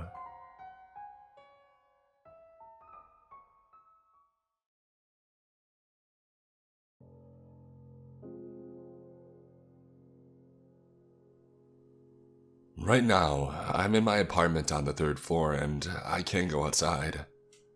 I'm lucky that I've just bought my groceries yesterday. I don't know who could have done that, but at this time, I know a few other things. I know that it was someone from the tenant since the seams in the door indicate that they were welded shut from the inside. I know that one of my neighbor's friends from the next entrance confirmed that their door was welded shut as well, which tells me that they are still in here with us. I know that we don't know who it is. Nobody has taken the blame so far. and I know that there's a dead body outside. But don't let me get too ahead of myself. I'll explain everything in a minute. I live in a small and very old apartment complex on the far outskirts of a small town. Honestly, calling it an apartment complex is a stretch. It's only 5 stories high, no elevator, and it was built out of concrete panels all the way back in the 60s. It has no attic, so people who live on the last floor have to constantly worry about rain ruining their ceilings. Extremely sound conducive for their thickness of walls, so you never feel home alone. And a basement which connects to a sewer system, which smells horribly in the spring. In Russia, these kinds of buildings are called Khrushchevka, named after Khrushchev, obviously. I get the appeal of a low-cost, easy-to-construct building, but I think there's not a single soul in the entire country who would miss them. In 50 years, they should have demolished them or replaced them with something better, something newer. At this point, the buildings are a health hazard. Usually only the older people live there, since it was the house they had received long ago and they never moved out. Young people like me rarely moved into Khrushchevkas, which is why my neighbors were mostly old people. And let me tell you, old people in Russia are pretty mean. But I can't complain. I got this apartment from my late grandma, so at a young age, I at least had my own place. Plus the view from my balcony on the 3rd floor is great. It overlooks the forest, which technically is the border of our town, so no ugly buildings in sight. Just a boundless nature which, as I was told, stretches for thousands of kilometers in that direction. An entire ocean of dark wood that curves beyond the horizon.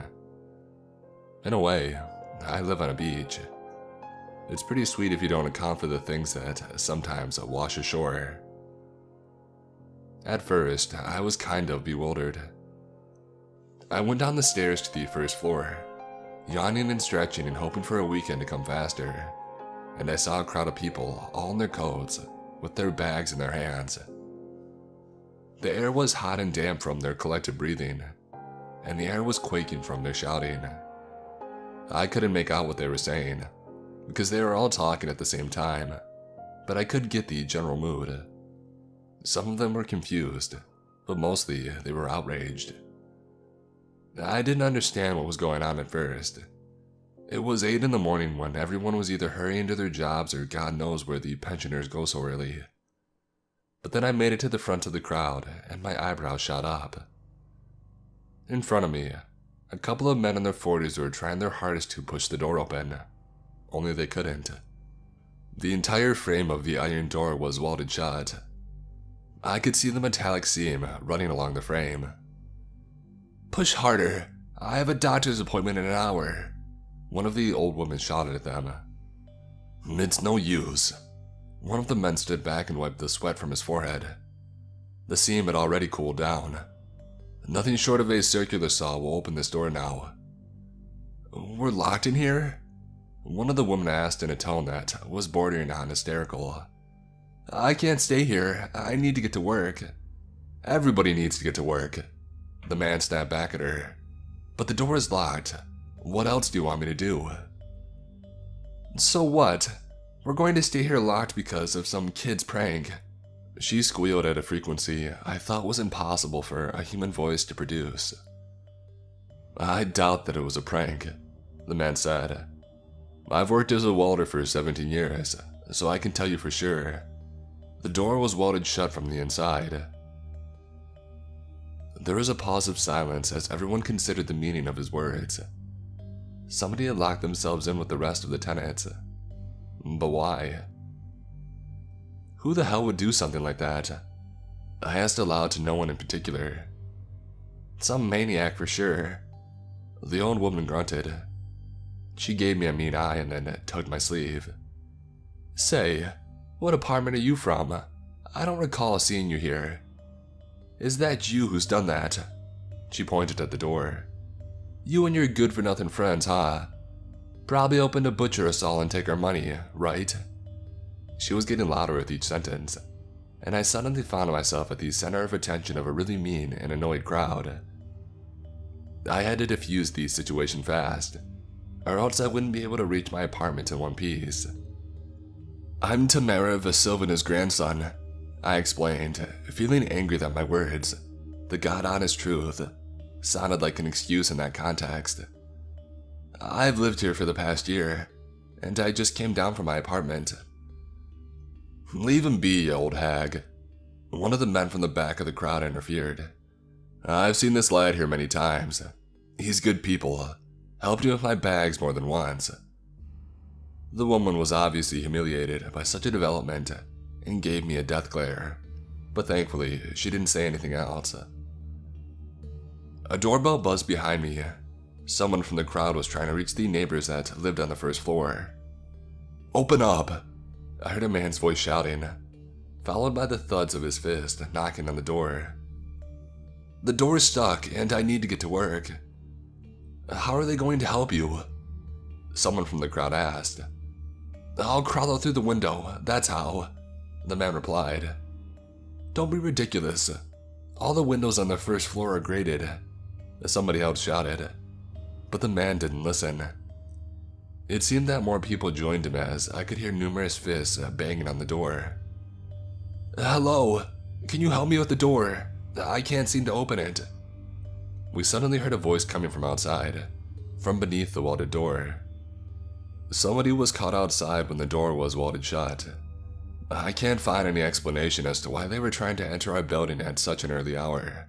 Perhaps they were out for groceries, or they decided to take a morning jog. Perhaps it was a postman. It doesn't matter now.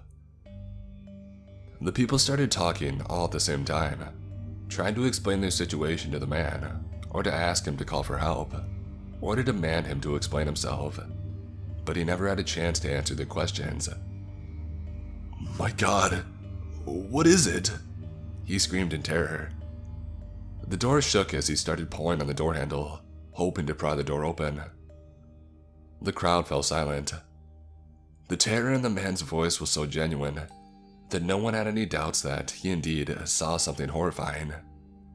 "Let me in, please," he screamed again, desperately hoping to muster the strength to open the door. We couldn't see, of course, what scared him so much, but we could hear it.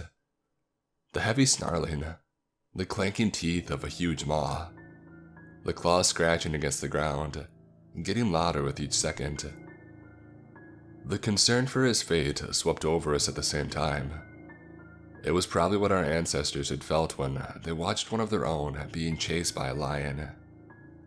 "Run! Run while you still can!" the crowd shouted, but it was already too late. There was a loud thud and the door shook. The unknown creature rammed straight into the man, pressing him into the door with its massive frame. I could hear it growling as it was tearing into him, trying to get a better hold of him, but I couldn't recognize the animal. The door trembled again and again, as the creature was throwing the man against it, hoping to get him to stop resisting. He screamed until the creature finally got to his throat. Someone gasped in terror. "Help him, someone!" Somebody from the back of the crowd shouted. Nobody moved. There was nothing that we could do. The iron door that protected us from the creature outside was also separating us from the man. He was so close to us, and yet he was dying alone. There was another strike at the door, and the crowd stepped back. The creature was testing the metal. It could hear us inside, but the door stood still. Whoever had welded it shut did a good job. After that, it fell silent. We didn't know whether it left or if it was standing right behind the door, biding its time. We couldn't check either way. It was at that moment that we heard them. The sirens, old and rusty. They were coming back to life after decades of sleep to fulfill their purpose, to warn people of an incoming catastrophe. The years of slumber did not do them any good. They started out sounding low, but with each second, as their mechanical voice cords were stretching and warming up, they were getting louder and higher, until the familiar sound that everybody had hoped to never hear was drowning out everything else. The sirens were getting louder. but in the pauses between the pulses, I could hear that the noise of the town outside was getting quieter. After a few minutes, the commotion outside was gone as everyone evacuated. We were left alone, probably the only people in the entire district. Alone, stranded, with something dangerous roaming beneath our windows. I can hear howls and screams in the distance. Its voice sounds almost human, but I now know the difference. You could tell it clearly when its howl was followed by a human scream. Now you might think that there is panic among the tenants, but you would be wrong. A distinctive feature of Russian people is that they, more than anyone else in the world, just don't care. I say this with absolute certainty. Once they learn that the police told them to stay put, they just calm down. I can sort of see their reasoning. Why panic when you're protected by the walls? Can't you stay at home for a few days? The police told us that it's dangerous outside, so why would you go there? I've lived through the 90s, you wet-eared mutt. You think this is going to scare me? So while everyone was displeased, they decided to stay put. And well, if they don't want to go then, I don't have much of a choice either. I'd rather stay in our fort with the majority of people, even if they aren't the most pleasant company, than risk going out. Besides, it's not like there's any immediate threat to my life. Right? I'm still here. Still alive, so that's good. Still locked in, and I'm starting to doubt whether I'm as protected as I thought I am. Today was the day when we were planning to try to leave this place. But with everything that had happened, I don't think we'll be leaving anytime soon. The water and electricity are still working, which is surprising. It might be that not the whole town has been evacuated, or that there's some skeleton crew left to take care of the necessities. Just to be prepared for everything, I filled the bathtub with water, in case it stops running or something happens to the pipes. I'm also eating only perishable goods for now. The rest can wait. I guess that I'll clear out the refrigerator first and switch to grains and potatoes afterward. The phones aren't working anymore, and neither is the internet without the VPN. I guess it would be smarter to turn it off completely, but someone at the local ISP's office is either not very smart, or has left this window of opportunity for people like me. On the day that it all started, everyone in the building had been trying to contact the police.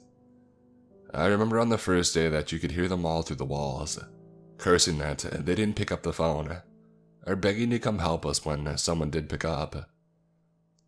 At first, the policemen were seemingly shocked that when they learned that we were still here, but they told us how it was. Nobody was coming to rescue us. It would all be over very soon. We just had to stay put. When people started calling their relatives, the phones were suddenly switched off, and had stayed silent since then. So I guess the higher-ups didn't want us to spread panic. Perhaps the rest of the country is not even aware of what's going on here. I'm not surprised. Our leaders have a long history of keeping the catastrophes under wraps.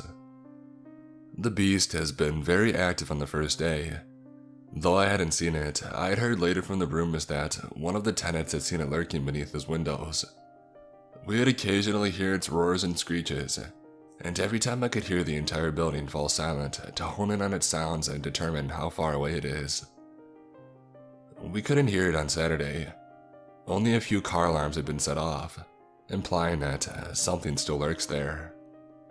And on Sunday, for now, let's just say that we didn't see him during the day. All of this had led people to believe that this whole thing was going to be over soon. Although on the first day, everyone was staying in their apartments, on the second day, people started going out. People were walking up and down on the stairwell, talking to each other, and even invited their neighbors in for a dinner. I had never seen these people getting so social. Usually they just give you a death stare.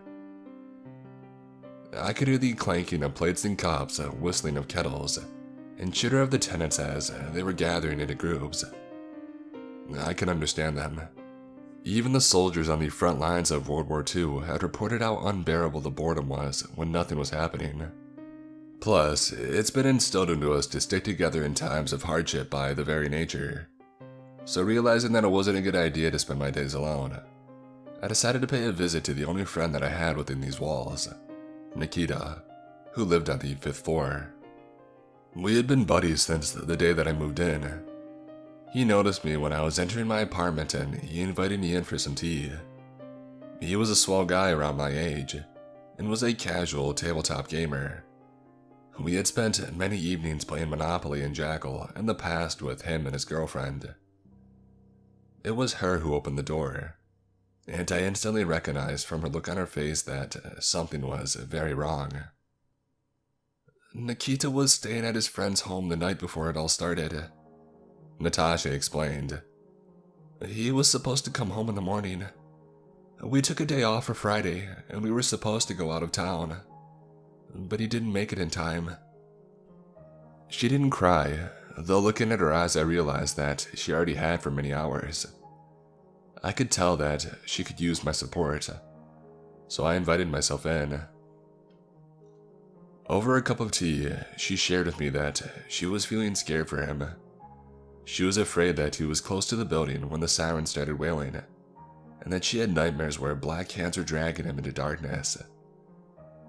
She shared with me that she had heard that someone couldn't get in on Friday morning, and that she was afraid that it was him, so I reassured her that it wasn't the case. As I was there, I had heard the victim's voice and I would be able to tell if it was Nikita. That brought her some relief, but still she was stressed. I can't sleep very well since then, she told me. I wake up in the night hearing footsteps above. I keep hoping that it's him, but I know that it's not the case. On my way back from Natasha, I met the man who had claimed that he was a professional welder. He was carrying a box of tea to his neighbors. Curiosity got the best of me, so I struck up a conversation with him, hoping to learn if something about those welds could tell him something about the water. It's all over the place, he informed me. The welds are mostly fine, so I can tell that whoever did that knew what he was doing. But they are really messed up in other spots, especially at the corners, and there is a lot of slug left. Whoever did it was probably in a hurry and drunk. His hands seemed to be trembling. I can't stop thinking about it. The perpetrator is somewhere in this building, I know it.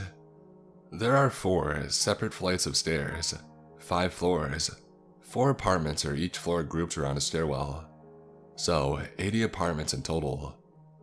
If I went by elimination, I would be able to find him eventually. It's not like I have anything better to do at the moment. I've spent a good hour examining the door, trying to spot some clues. All I've found is a cigarette butt that may not even belong to him. A Russian brand, Soyuz Apollo. It's really nasty stuff. Makes you cough your lungs out. I might take a look at the paint cans mounted on each flight of stairs, the improvised ashtrays. Maybe I'll find something this way. Some people just don't have the luxury to kick back and pursue some personal quest like I do. They generally need to get out. An old man in his early 60s knocked on my door. He was looking for insulin. He had been planning to get it from the nearby drugstore on the morning that we were all locked in. During the last few days, he had used up his last reserves and now desperately needed more. He had said that he had hoped that it would all be over before that would happen, but time was playing against him, and now he had no choice but to ask people to share their own if they had any. I didn't, but wondered if any other tenants had, but were choosing to hide that in fact in order to save some for themselves. When I noted that I hadn't seen his face before, he informed me that he was from the next flight of stairs. He had to get up onto the roof to come over here when all of his neighbors told him that they didn't have any insulin on them. I had heard that there had been shortages of insulin in the drugstores lately, which was probably why the old man didn't have enough stock on him. The drugstore is just across the road from our building, he complained to me. I can see it from my window. They were supposed to bring in a new batch on Friday morning, but when I came downstairs, the door had already been welded shut. His last sentence intrigued me, so I asked how early that he tried to leave the building. It was 6 a.m., son, he informed me. The pharmacist told me that the truck with insulin was going to arrive at 9 a.m., but I thought that I might get in the line early to make sure that I get enough. This has left me very heartbroken, but it also gave me a clue. The perpetrator must have finished what he was doing before his 6 a.m., and if that old man in need of insulin was able to get up onto the roof, surely the mysterious perpetrator could do the same. That would allow him to weld all of the doors shut from within. Perhaps it was even him who was waking up Natasha at night, or maybe someone else. I didn't want to jump to the most horrible conclusion right away. If something was crawling on the roof, it wouldn't miss its chance to go inside the building. Unless it's already here, hiding in one of the apartments. There were talks that we could make a break for it, make a rope out of bed sheets hanging from the window, and then get down from the second floor's window, one by one, and then head to the other side of town. We were acting like a group.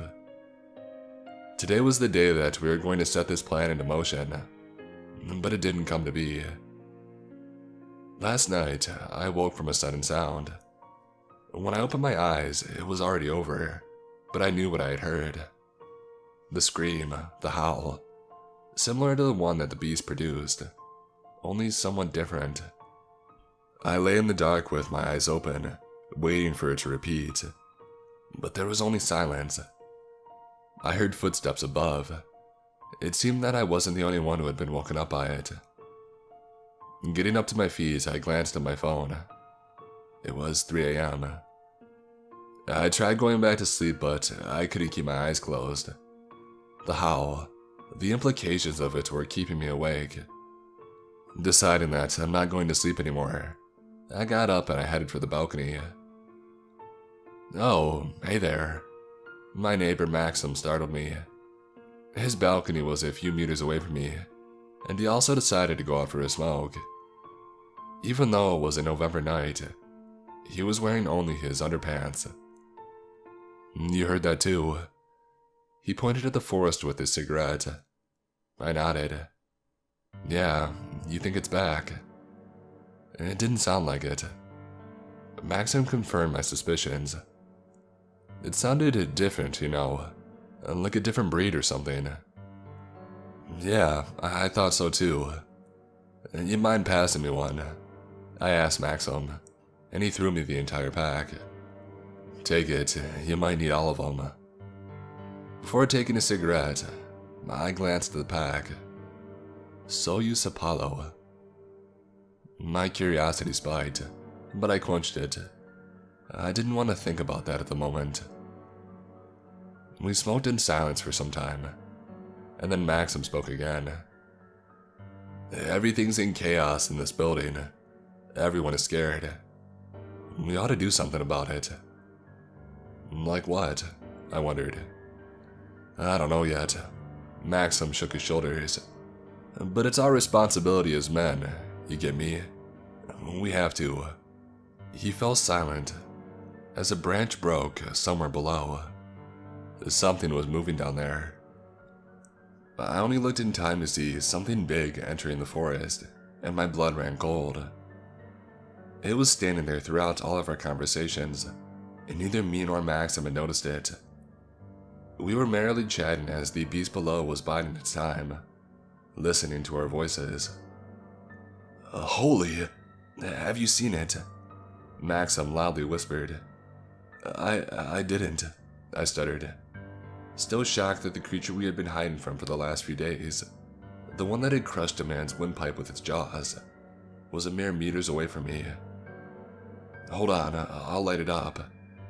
I searched my pockets for a phone, pulled it out, turned on the flashlight and pointed it at the forest. At the very next moment, I shuddered and dropped it, catching it at the very last moment. I was not ready to see something like that. The phone's flashlight was not particularly powerful, so the cone of light quickly dissipated. And yet some of the photons had found their way between the branches deep into the forest to reflect from the beast's lone giant eye, the size of a small platter, and travel back to me. At that short moment, I was unwillingly participating in a staring contest with it. Something told me that I was the first man to do so and to walk away to tell about it. So now we know that it never left. It was always there, biding its time. It's not leaving, and neither are we. People are back to their apartments, and the stairwell is almost empty. On my way to Natasha, some old woman opened her door to give me a death stare. "Why the heck are you stalking around here? Everybody is tense as it is. They don't need you creeping around here making noise." Today Maxim knocked on my door. He told me that all of the able men were organizing into militia, and they offered me to join him. I decided that it was best to agree. If all able men were grouping up, I would be wise to stick with them, even if it could mean that I would be the building's first line of defense. Plus, I'll be able to keep my eyes on Maxim. The beast has become more stealthy. We don't hear its roars anymore. But sometimes, after spending hours looking out the windows, I can see it lurking behind the branches in the forest. I'm convinced that it came from the forest now. It feels like at home there, spending the majority of its time there, surfacing only to take a glance at us, to check if we're still there. My fridge is already empty. Even with me rationing the food, it ran out much quicker than I had expected. Luckily, I still have my grains and potatoes. Most of the old people don't seem to be complaining. I can understand why. With them surviving on their pension, they had learned to stretch the food until the next month. Plus, they are old and their knees are weak and brittle. They can't afford to go out for groceries every day, so they wait until they learn about some sale somewhere, and then they go there to stock up for a month, even if said sale is on the other side of the town. They're probably stocked up for a few months ahead. I can't stop thinking about it. The tap water is starting to taste funny too. I'm glad I filled my bathtub to be ready for something like that. Some people are warning everyone not to drink it, and to hear all kinds of rumors as to why we shouldn't. From it having some drugs mixed into it, and to it being poisonous to take care of everyone.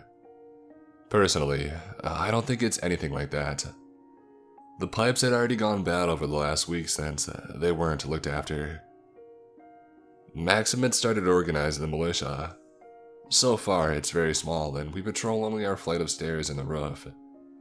But he had started to try and convince people from the neighboring ones to join us as well. He sounds very convincing, and I can see why people are joining him.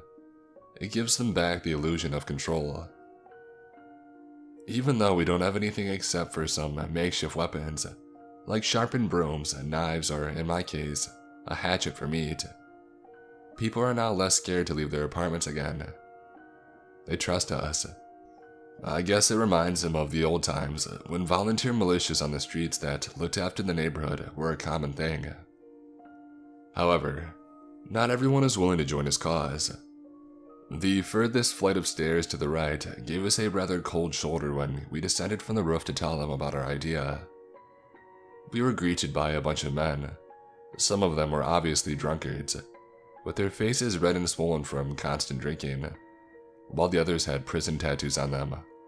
All of them reeked of alcohol, and the sounds of Blotniak, a Russian music genre that consisted mostly of obscene ballads about criminal life, played in the background. Somewhere far in the distance, I had heard metal clanking. I didn't pay much attention to it then.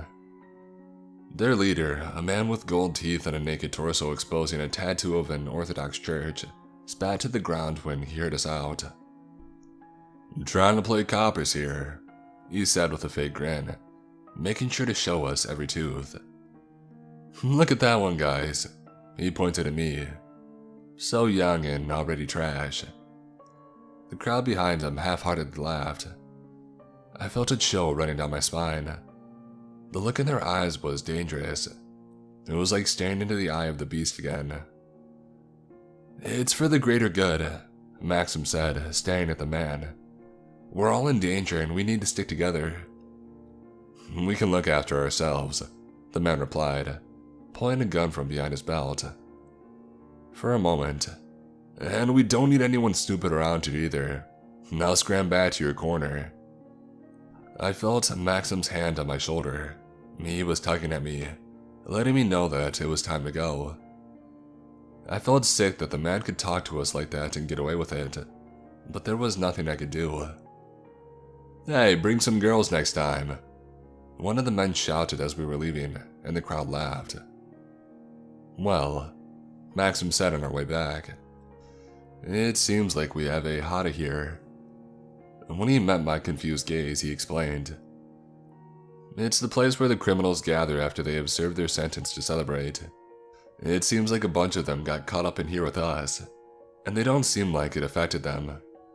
They seem to just be partying all day long, which means soon they'll be out of food. I don't envy their neighbors." Maxim is a nice guy. I'm still not sure if he's the mysterious Walter who had locked us all in. The only clue I have is the brand of cigarettes that he gave me, and it's a stretch to think that he's the only one in the entire building who smokes them. While they are not exactly common, I'd seen people smoke them plenty of times. I tried talking to him about what he thinks about the identity of the Walter. Who could it be and why did he do that? And while he was talking, I was looking at his face to spot something. If he were to get nervous, then it would be a dead giveaway. But his face remained straight the entire time. And he even got some joy out of speculating about who it could be and what their motives were. Either he was a very good liar, or it just wasn't him.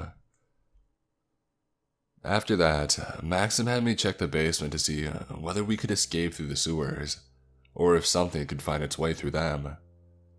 Truth be told, I was scared to go down there. The concrete walls covered in moss and cobwebs stretching from wall to wall weren't exactly reassuring. But what really scared me were the tiny windows along the walls. They were too small to crawl through.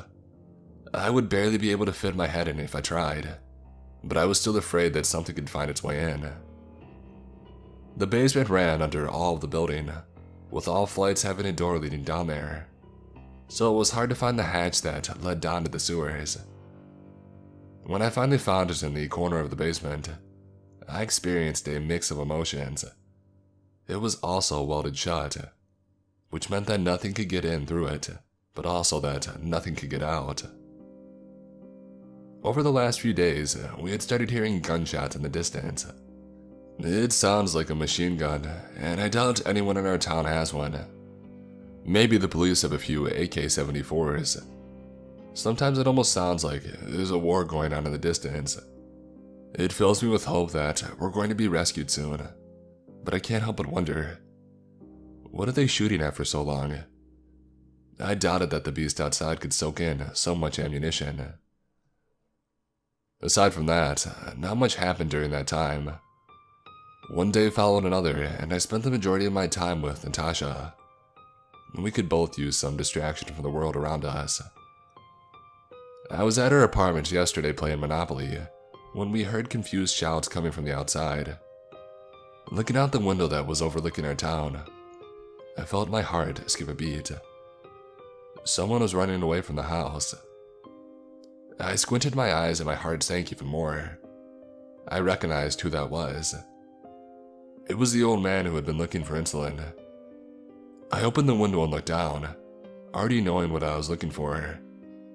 And sure enough, it was there. A rope made out of bedsheets, hanging from one of the windows on the second floor. In desperation, the man must have decided to make a break for it and rush towards the drugstore to get the insulin that he needed to survive. It was either that or a slow and painful death. He disappeared behind the crown of trees, and a few seconds later, I heard the glass break. He must have shattered the window of the drugstore to get inside. The sound echoed across the empty streets, and Natasha shuddered in fear. I knew what she was going through. If that creature that had stalked her house for the past week heard him, it would no doubt come over, seeking its next prey. A few minutes later, I saw him running towards the window, clutching something in his hand. Even from a distance, I could see how pale he was. He was out in the open, away from the safety of our walls, and for a moment, I felt respect for the man rise up in my chest. He defied his odds and refused to die doing nothing. He had approached the windows when we heard it, the moaning scream of the beast, somewhere very close. The man grabbed the rope and started climbing up. He made it about halfway when his weak arms gave out and he fell to the ground. Old and frail, he was unlikely to make it even if he wasn't malnourished and weakened by his disease. He slowly got up, rubbing his hip, and tried climbing up again, when the creature showed its head around the corner. I could finally see it with my own eyes. It was beyond my wildest expectations. It was clear that whatever it was not from this world. Its front legs were thick and burly, ending with paws with long fingers that looked disturbingly similar to human fingers. The hind legs were much shorter and, once again parodying human nature, looked very similar to human legs. All of its body was covered in black, long, thick fur except for its head, which was bald, exposing its gray skin. And in the center of its almost human-looking head, a single eye rotating wildly, seeking out its target. It stopped on the old man, and the beast let out a low growl. The man was not giving up, trying to crawl up, but with his busted hip, he could barely crawl 1 meter above the ground, and his arms alone could not pull him up. The beast must have noticed that because it didn't rush at him. Instead, it took its time approaching him as if taunting the man's efforts to escape it. When it was just 5 meters away, the man jumped back to the ground and tried to escape, but the creature covered the distance separating them in one quick leap. It raised its paw above him, clenching its fingers into a fist, and I looked away, but I still heard the wet splatter when its fist descended onto the man's head like a hammer, taking care of him instantly. At least he didn't suffer like the one before him. When I carefully looked out again, the creature and the man were gone. The only proof that they had been there was a long trail leading around the corner, towards the forest. I thought that the day was eventful enough, but last night, something else happened. I woke up from the sound that had haunted me for so long, that I wanted to know so much about. The sound of someone welding something. I jumped out of my bed and listened. I wasn't sure where the sound was coming from, but when I looked out of the window, I noticed a light coming from the roof above, somewhere from the direction where the criminals resided. I rushed out of my apartment just in time to see Maxim leave his own. He was wearing nothing but boxers, and I could see in his eyes that he was in a rush. Just like me, he wanted to learn the identity of a mysterious welder. When we got under the roof, the welder was already gone, but not before finishing what he had been doing. The door leading down to the criminals was now reinforced with a makeshift cage gate made out of stairs railings. At that moment, I realized that the sound I had heard before, the clanking of metal, was probably the welder working on the railings to give them the necessary shape. The mysterious welder that I had been chasing for the past week was one step ahead of me. I now knew where he lived, and I couldn't get there. And even if I did find my way in, I'd have to deal with the criminals first. They'd let me know before that I was not welcome there. The burning question, however, was not who he was. What bugged me the most was, why did he do it? What made him install the gate and the door leading to the roof? Perhaps there was something that we didn't know about. I thought that would be as far as the bad news went. But this morning, we found one of the tenants dead in the stairwell. There were no wounds on his body, but he was foaming at the mouth, and his skin had the nastiest shade of purple. I recognized his face. It was the man who on the first day had said that he had worked as a welder in the past.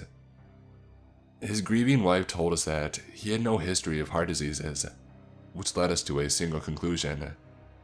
He was poisoned. it seemed that the tap water indeed contains poison in it. Since then, we don't drink tap water anymore. I'm also convinced that they have left us electricity to lure all the creatures to us. They want our problem, namely, the problem of having too many witnesses to take care of itself. Spread the message, people. We're here, and we're still alive. There's something outside my door. Something's lurking at the stairwell, going up and down all 5 floors. I was alerted to its presence by a scream one late evening. Someone must have gone out for a smoke and to maybe socialize with his acquaintances when they saw it. There are no sounds of struggle, nor any yelps of pain, only terror. I'm now glad that nature instilled that need to cry out when you're faced with something horrifying, something so unexplainable, it rocks your understanding of the world around you. That way, you warn your pack about the danger. Even if you don't survive, the others learn to stay wary. Your death becomes a noble sacrifice, a meaningful event when you succumb to your terror in your last moments. And I barely managed to squeeze my own scream of terror in when I realized that the shriek the creature emitted was not the one that I had heard before. It was not the primal yell that had haunted us for the last week. This was something new. Something that somehow had managed to find its way into our apartment complex, despite the precautions that had been taken. I spent half an hour looking out the eye hole, trying to catch a glimpse of it. The dim light bulb outside provided just enough lighting to see what was going on. At one point, something suddenly obscured the light, and I heard a pitter-patter across my door. A second of confusion was followed by a terrifying realization, and I jumped back from the door, trying to hold back my scream of surprise and shock. Whatever it was, it just crawled across my door on its many legs. It could crawl on the walls. This means that the door on the roof is now a huge opening in our defenses. In the morning, me and the other guys from our militia carefully stepped out to take a look at the damages it had done. We had found a bloody spot on the 4th floor, and a long trail of it which led to the roof. There, it led towards the edge of the roof where it ended. The creature not just found its way inside our house, it took one of ours and then dragged him off to its nest.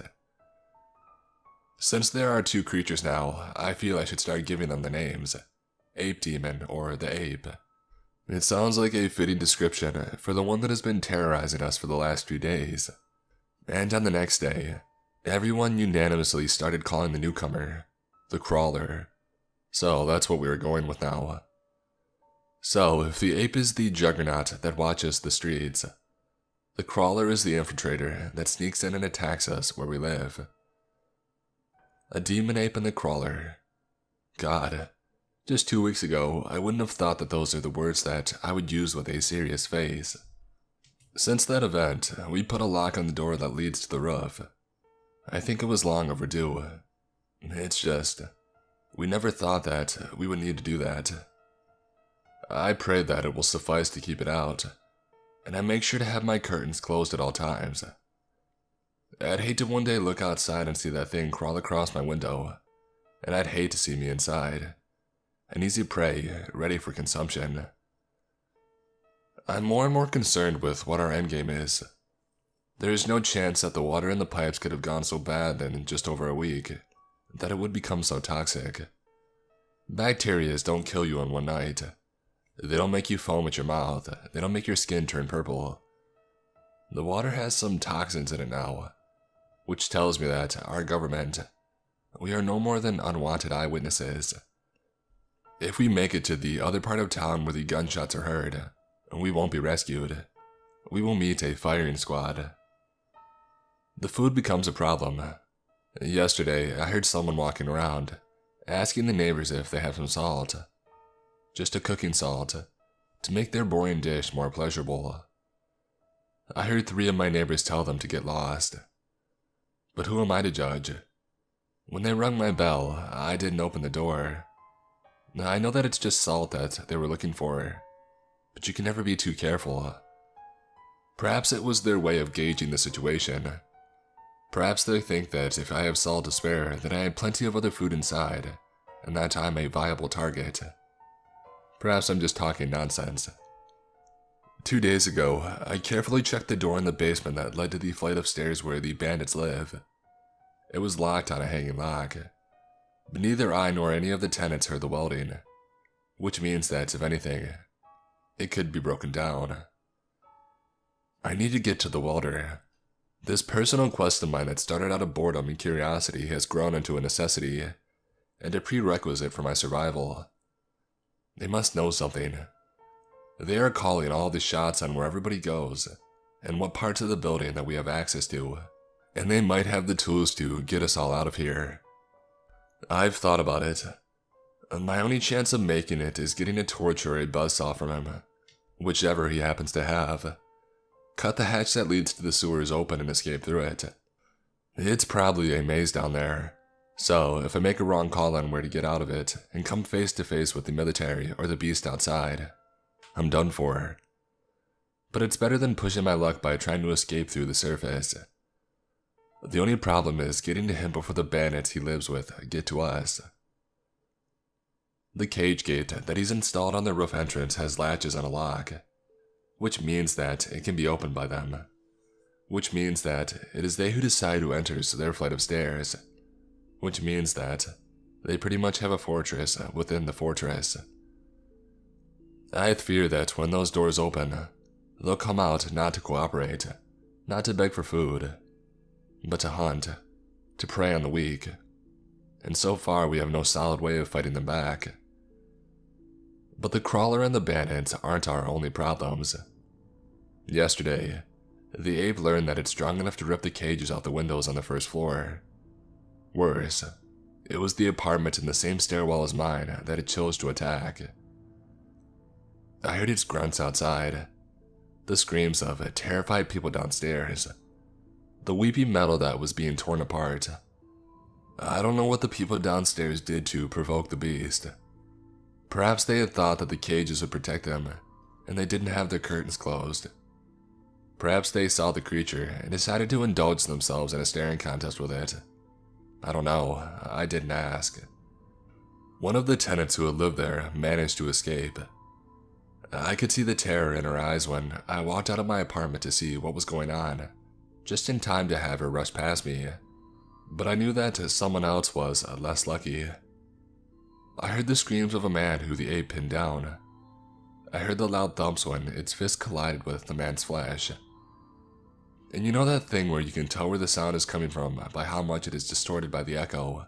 Well, judging by how it all sounded, I realized with terror that these screams were coming from that apartment on the first floor, and that the woman, fleeing in terror, didn't close the door on her way out, which meant that when the ape was done with the man downstairs, it would be free to enter the stairwell and roam all 5 floors. Perhaps it wouldn't even be able to leave if it got lost here. I had to do something quick. It was very risky to go down there and try to close the door, but I knew that if I didn't, that at that moment I would be dead within a few days. It wasn't bravery that pushed me to do such a reckless action. It was desperation. I was facing a paradox. Stay safe and die or risk your life and live. And my body was telling me that I wanted to live some more. I carefully made my way down to the first floor and I took a peek at the door. Just as I suspected, it was wide open. I could hear the ape munching on its already silent prey, but I could also see the key already in the keyhole. Carefully, trying my best not to make a noise, I inched towards the door. I wanted to scream in terror from the fact that my steps weren't completely soundless, but I guess the creature didn't hear it over the sound of the bones breaking under its bite. I was now right next to the door. One more step and I would be inside the apartment. The ape was now mere meters away from me, somewhere around the corner. If I messed up, I would have a second, maybe 2 to say my prayers. There was no going back now. Carefully, I slid the key out of its keyhole. On its way out, it clanged. The munching stopped. It took a stab. I slammed the door shut and started shoving the key into the keyhole, but my trembling hands couldn't pull that off. A muffled roar came from within the apartment, and I felt a massive body slam into the door from the other side. Luckily, the door seemed to be reinforced. The ex-tenants had made sure to protect themselves from burglars, as with them living on the first floor, they were the prime targets. My legs were twitching from all the adrenaline in them, begging me to run away. I knew that if the creature somehow turned the door's handle, even by accident, it would break out that instant, leaving me no chances to survive. I took a pause, took a deep breath, and then slipped the key in. A moment later, I turned it, locking the door. The beast was now subdued. It left the apartment through the window a few hours later, after it was done raging and consuming the man. After that, all the tenants who lived on the first floor moved in with their neighbors above. They brought their food supplies with them, and I'm glad to say that people upstairs didn't mind them. They realized that it would be heartless to let them live on the first floor, or hang out on the stairwell, where they were the easy prey. Natasha had an old man move in with her as well. But still, even though our casualties were minimal, we had taken a huge hit. Our home, our submarine submerged in all of this madness, had taken another hit and sunk even deeper. I'm currently thinking about how to find the welder and get him out of here without alerting any thugs. The roof is not an option, but there's still a basement door that can be broken. I'll discuss that with Maxim tomorrow. It's time to act. Time to get out of here. It's really weird how everything is both extremely tense and dull here. My life is in constant danger and we don't have a solid plan yet. But I can't think about it all the time. As weird as it sounds. I'm tired of constantly thinking about my chances of survival. And when monsters are not crawling across your window, you don't have that sense of urgency. You don't get anything at all. It feels like you exist only to react to them, interact with them, and maybe eventually end up as their lunch. Over the past few days, I've received a lot of advice from Florida. You guys have it rough there. I still wish that I would rather be there though. At least it has colors. Everything here is so gray that I want to poke my eyes out. We prepared for food and water shortages, but there were things that we didn't consider. For starters, there are 2 dead bodies in our building. They're starting to rot. When the guy who got poisoned died, his widow kept his body in their apartment. She dressed him up in nice clothes and laid him down on their sofa. We even suspect that she spent some water to wash his body. But 2 days ago, she came to us asking for help. He was starting to swell up and smell. It was a weird sight, seeing him lying there in a tranquil pose, arms on his chest, on that tiny sofa under a painting of a river, yet so swollen and purple. It seemed that the toxin continued its work in him. The smell was unbearable. In the first few minutes that I've got there, it was making me want to vomit, and knowing that it was a human body, something that was a living individual just some time ago, was making it even more disturbing. She wanted us to take him to the basement, but Maxim objected. His smell will attract the predators. They'll want to break in even more if they smell his stench. We need to throw him outside or leave him on the roof. You can't, she whispered. Her eyes widened. It's not Christian-like. He deserves a burial. She leapt to her husband's carcass and raised her hands, letting everyone know that she won't let us take him. You can't, she repeated in a shrill voice. I won't let you.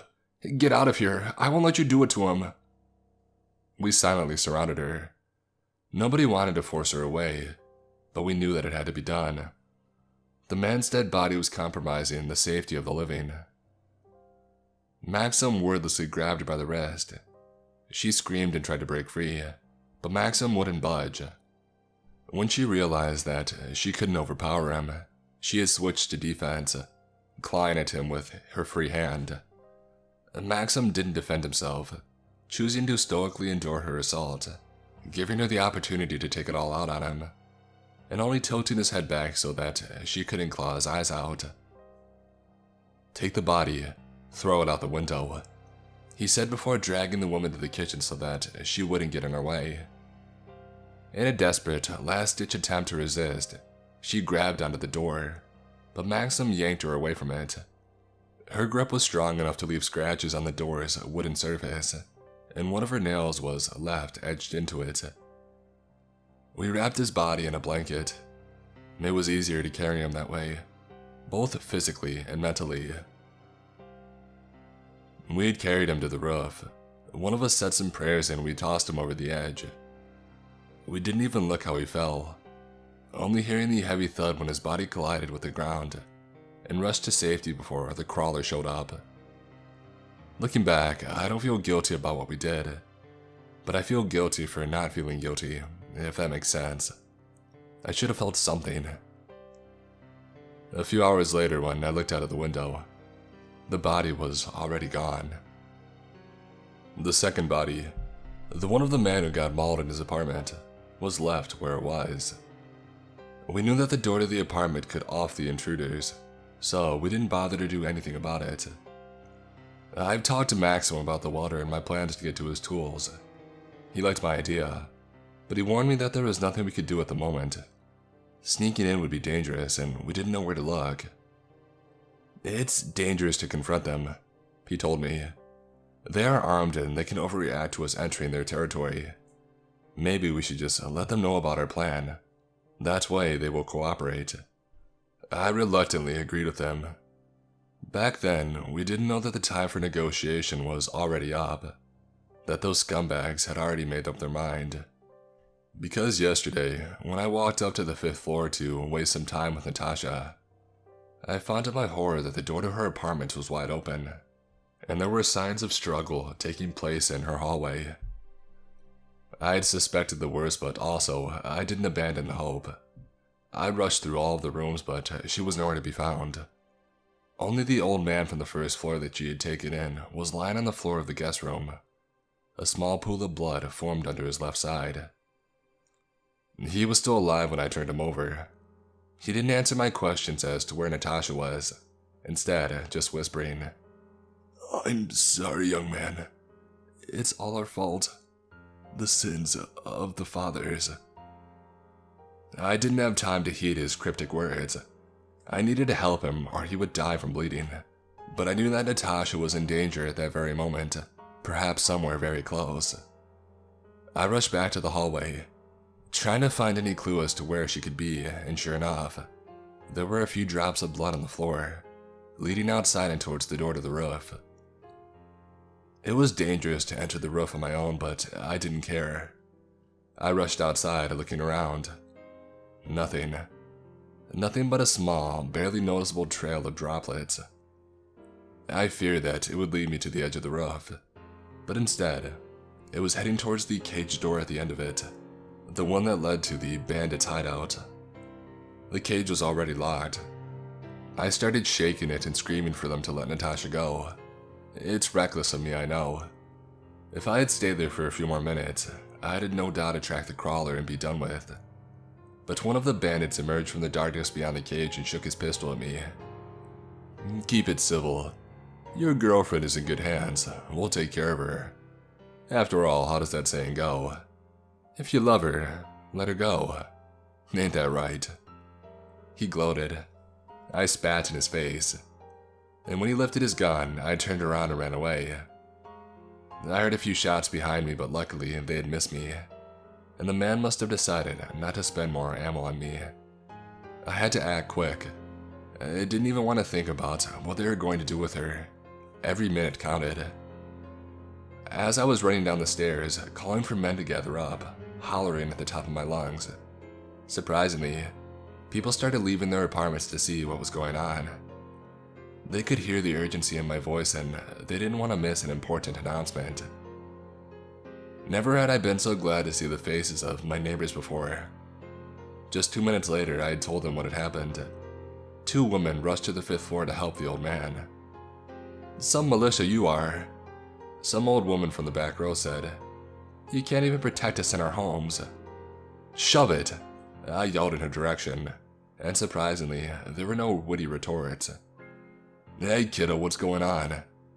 Maxim stepped through the crowd to see what was happening. I told him what was up.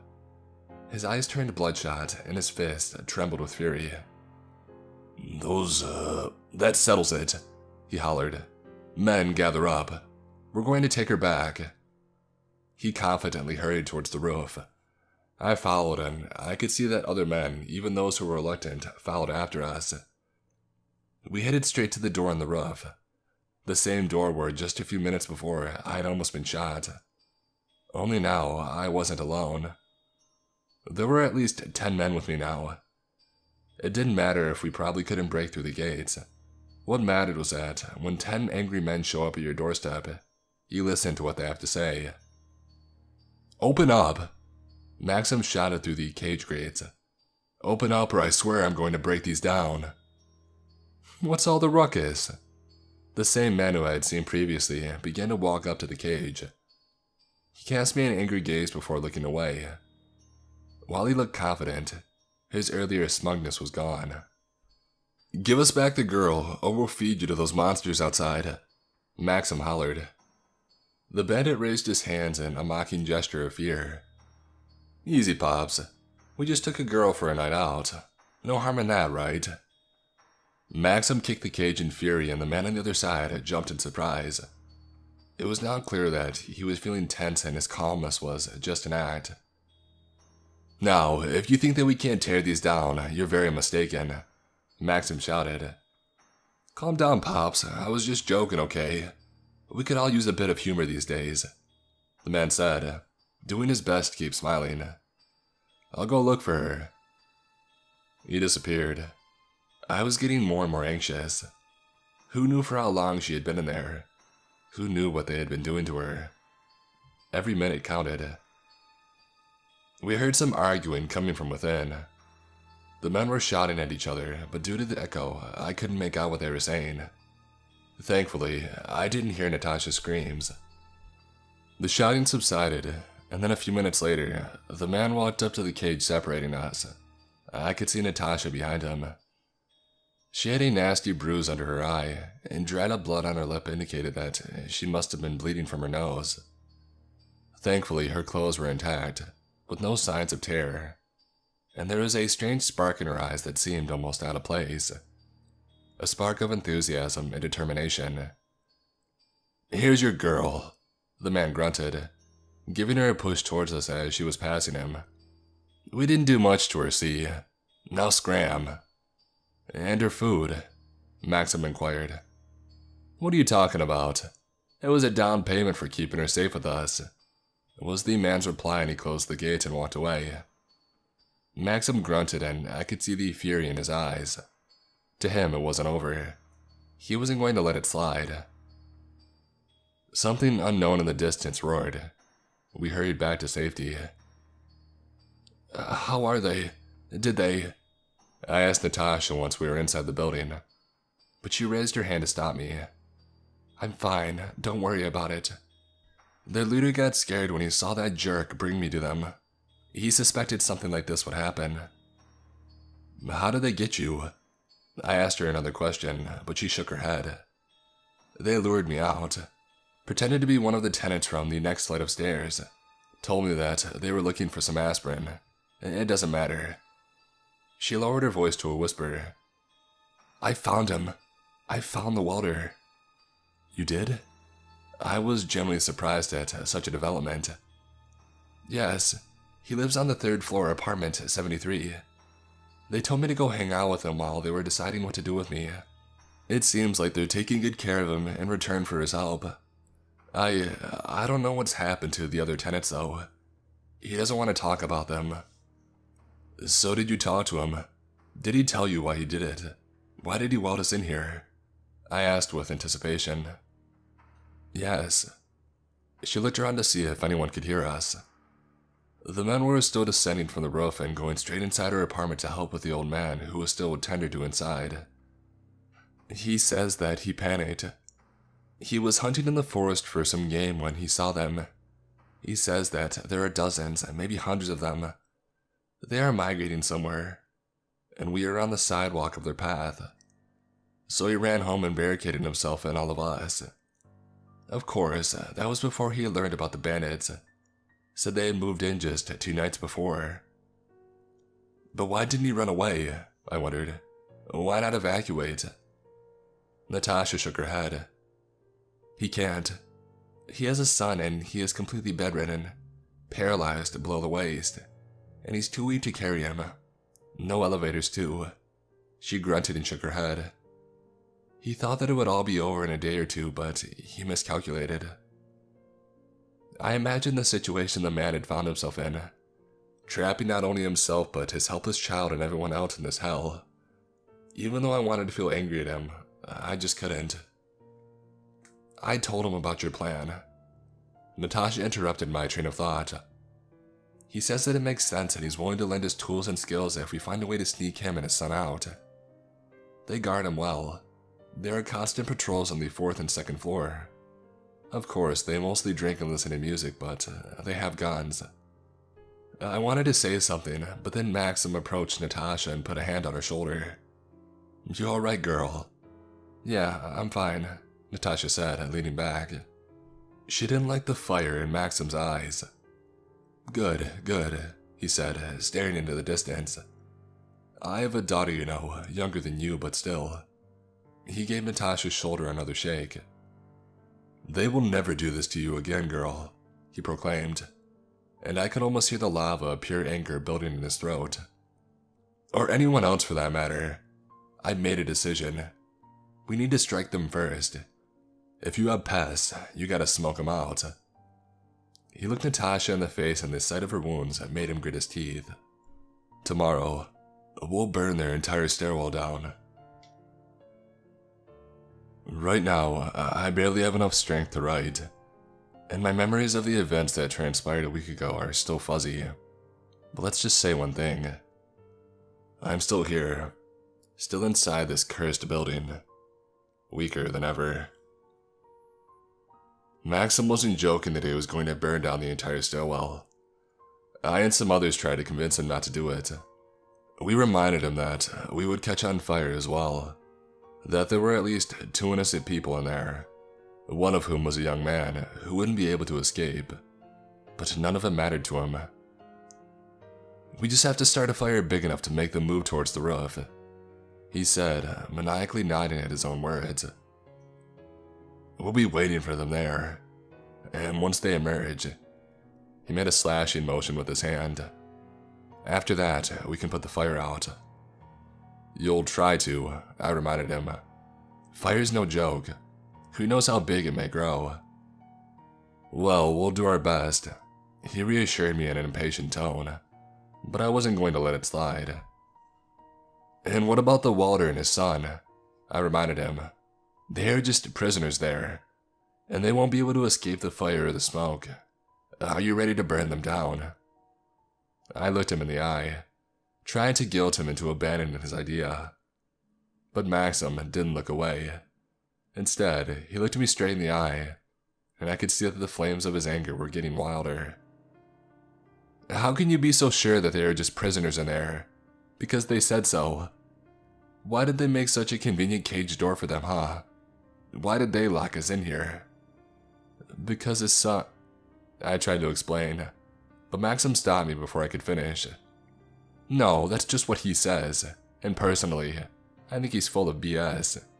He didn't have to lock us all in here, alright? He could have just stayed in his apartment and be done with it.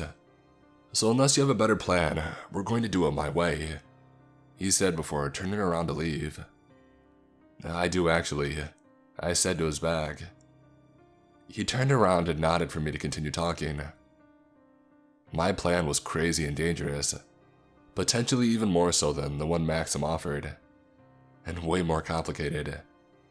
But in my plan, the threat could be contained, while Maxim was basically offering to burn us all down. So after listening to what I had to offer, he agreed to go with it. At least we can still burn it all down if your plan goes wrong, he grunted. You start tonight. I'll find you a few men who can assist you. If your plan doesn't work by sunrise, we go with mine. I was too anxious to stay alone, so I decided to spend the rest of the day at Natasha's place. Her apartment was crowded. A few women were helping her tend to the old man. He was breathing heavily, and his face was very pale, but his bleeding had stopped and he was conscious again. "Young man, thank you," he said, wincing from pain at the same time. It was obvious that talking was causing him quite a lot of pain. "I didn't do anything," I said, and frankly, that was the truth. The old man was just too confused to realize what had happened, that I had abandoned him and went after Natasha, not even bothering to call for help. But he just smiled at me. So modest. "Lay still and don't waste your strength," one of the women told him. "You're too weak for that." He didn't pay her words any attention. "I'm sorry, young man," he whispered weakly. "And to you all, I'm sorry as well. It was our hubris to expect anything else." "He's delusional. Don't mind his words," one of the older ladies warned me and Natasha. "For the first time in my life, I'm quite sane, thank you," the man denied with some degree of irritation before wincing from pain. "Listen," he talked to me again. "There's no forgiving us for what we've done. It was a difficult time. The entire world was our enemy, but still, we thought that we had failed.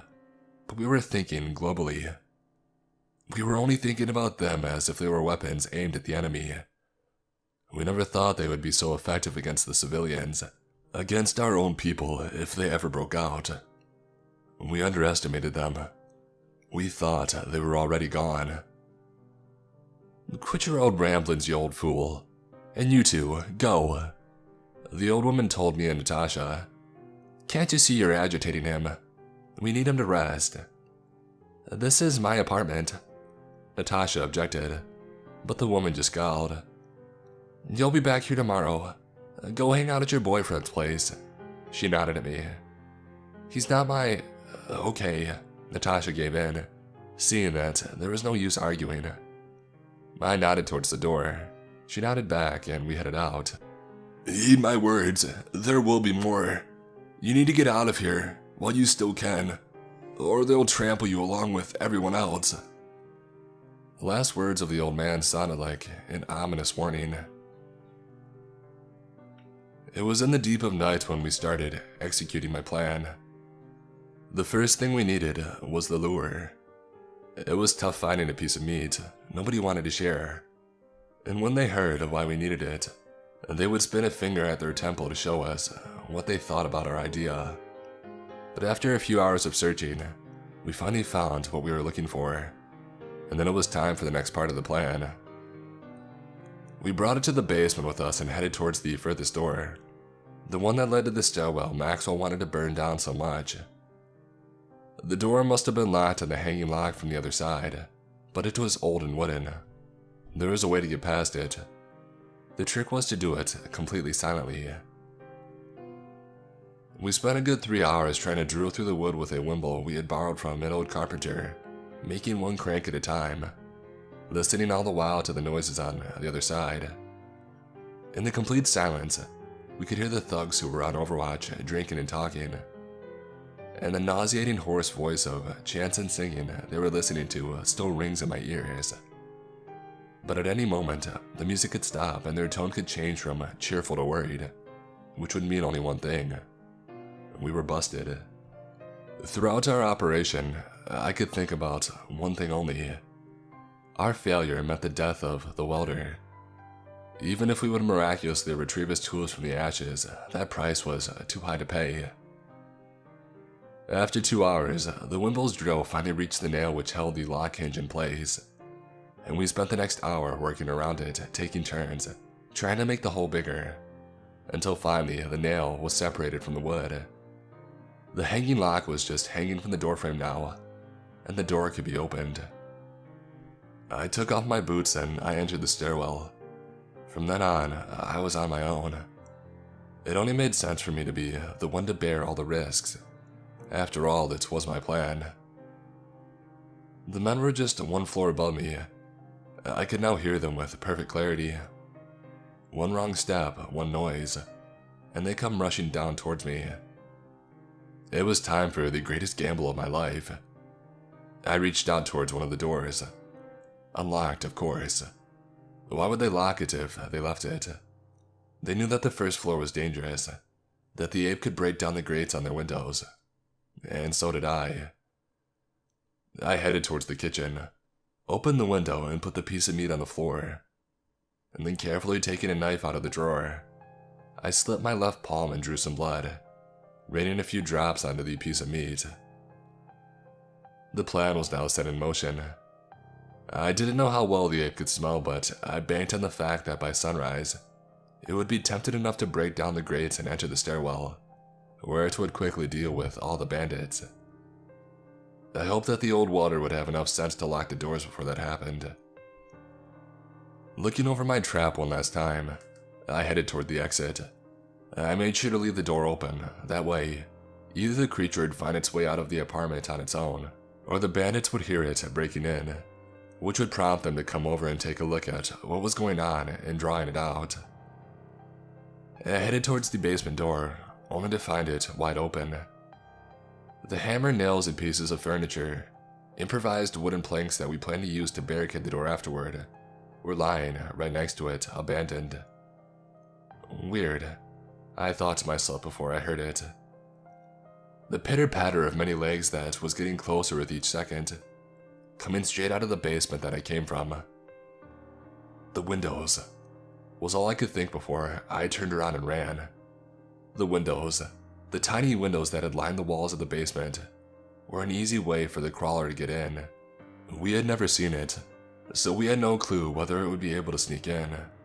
And now it was in there, cutting me off from safety and pitting me between a rock and a hard place. And it was approaching fast. I didn't have a lot of time to spare. I had two options: run back into the apartment that I just left, where the bait was waiting for the ape, or run up the stairs towards the bandits and hope that their shooting skills weren't great. I chose the second option. In a crisis, the primates had always thought to gain elevated position or move towards their peers, and that instinct, buried deep within my psyche, re-emerged in the time of need. The men were so drunk and so bewildered by my sudden appearance that none of them had even reached for their gun. They just watched me with surprised eyes as I rushed past them towards the third floor, toward the apartment 73. "Open up!" I shouted as I started furiously banging on the door. "I'm Natasha's friend, open up!" One floor below me, the men screamed in terror. One of the screams was cut short as a pair of mighty jaws, maybe mandibles, crushed the man's throat. A second later, I heard gunshots. The men above, the ones who guarded the fourth floor, started rushing down to see what was going on. I could hear their hurried steps. In a second, they would turn around the corner and see me, trying to break into their most important prisoner's apartment. The key clanked and the door suddenly bulged. I jumped to the side to let it open, and saw the old man inside, wrinkly face, wide eyes. "Hey, who the heck are you?" I heard right behind me. They were just one flight of stairs away. I pushed the old man aside. I jumped inside his apartment, locking the door behind me, and listened. They had rushed past the door. There were more pressing matters to take care of, one floor below. "I'm Natasha's friend. I've come here to rescue you. Grab your metal saw or a gas torch or whatever it is that you have and let's go," I quickly said. "But He tried to interrupt me, but I stopped him with a gesture. "I'll carry your son, don't worry about it." "I don't have a gas torch anymore," he said. I shook my head. I couldn't have heard it right. "What?" I asked him. "I'm out of gas. I used it all up cutting the railings for the cage on the roof," he explained. "So, you don't have anything to cut through metal?" I inquired. It seemed impossible. No, that couldn't be right." He shook his shoulders. "I'm afraid not." "But you told Natasha that you have the tools." I roared at him. "I do, but they're useless.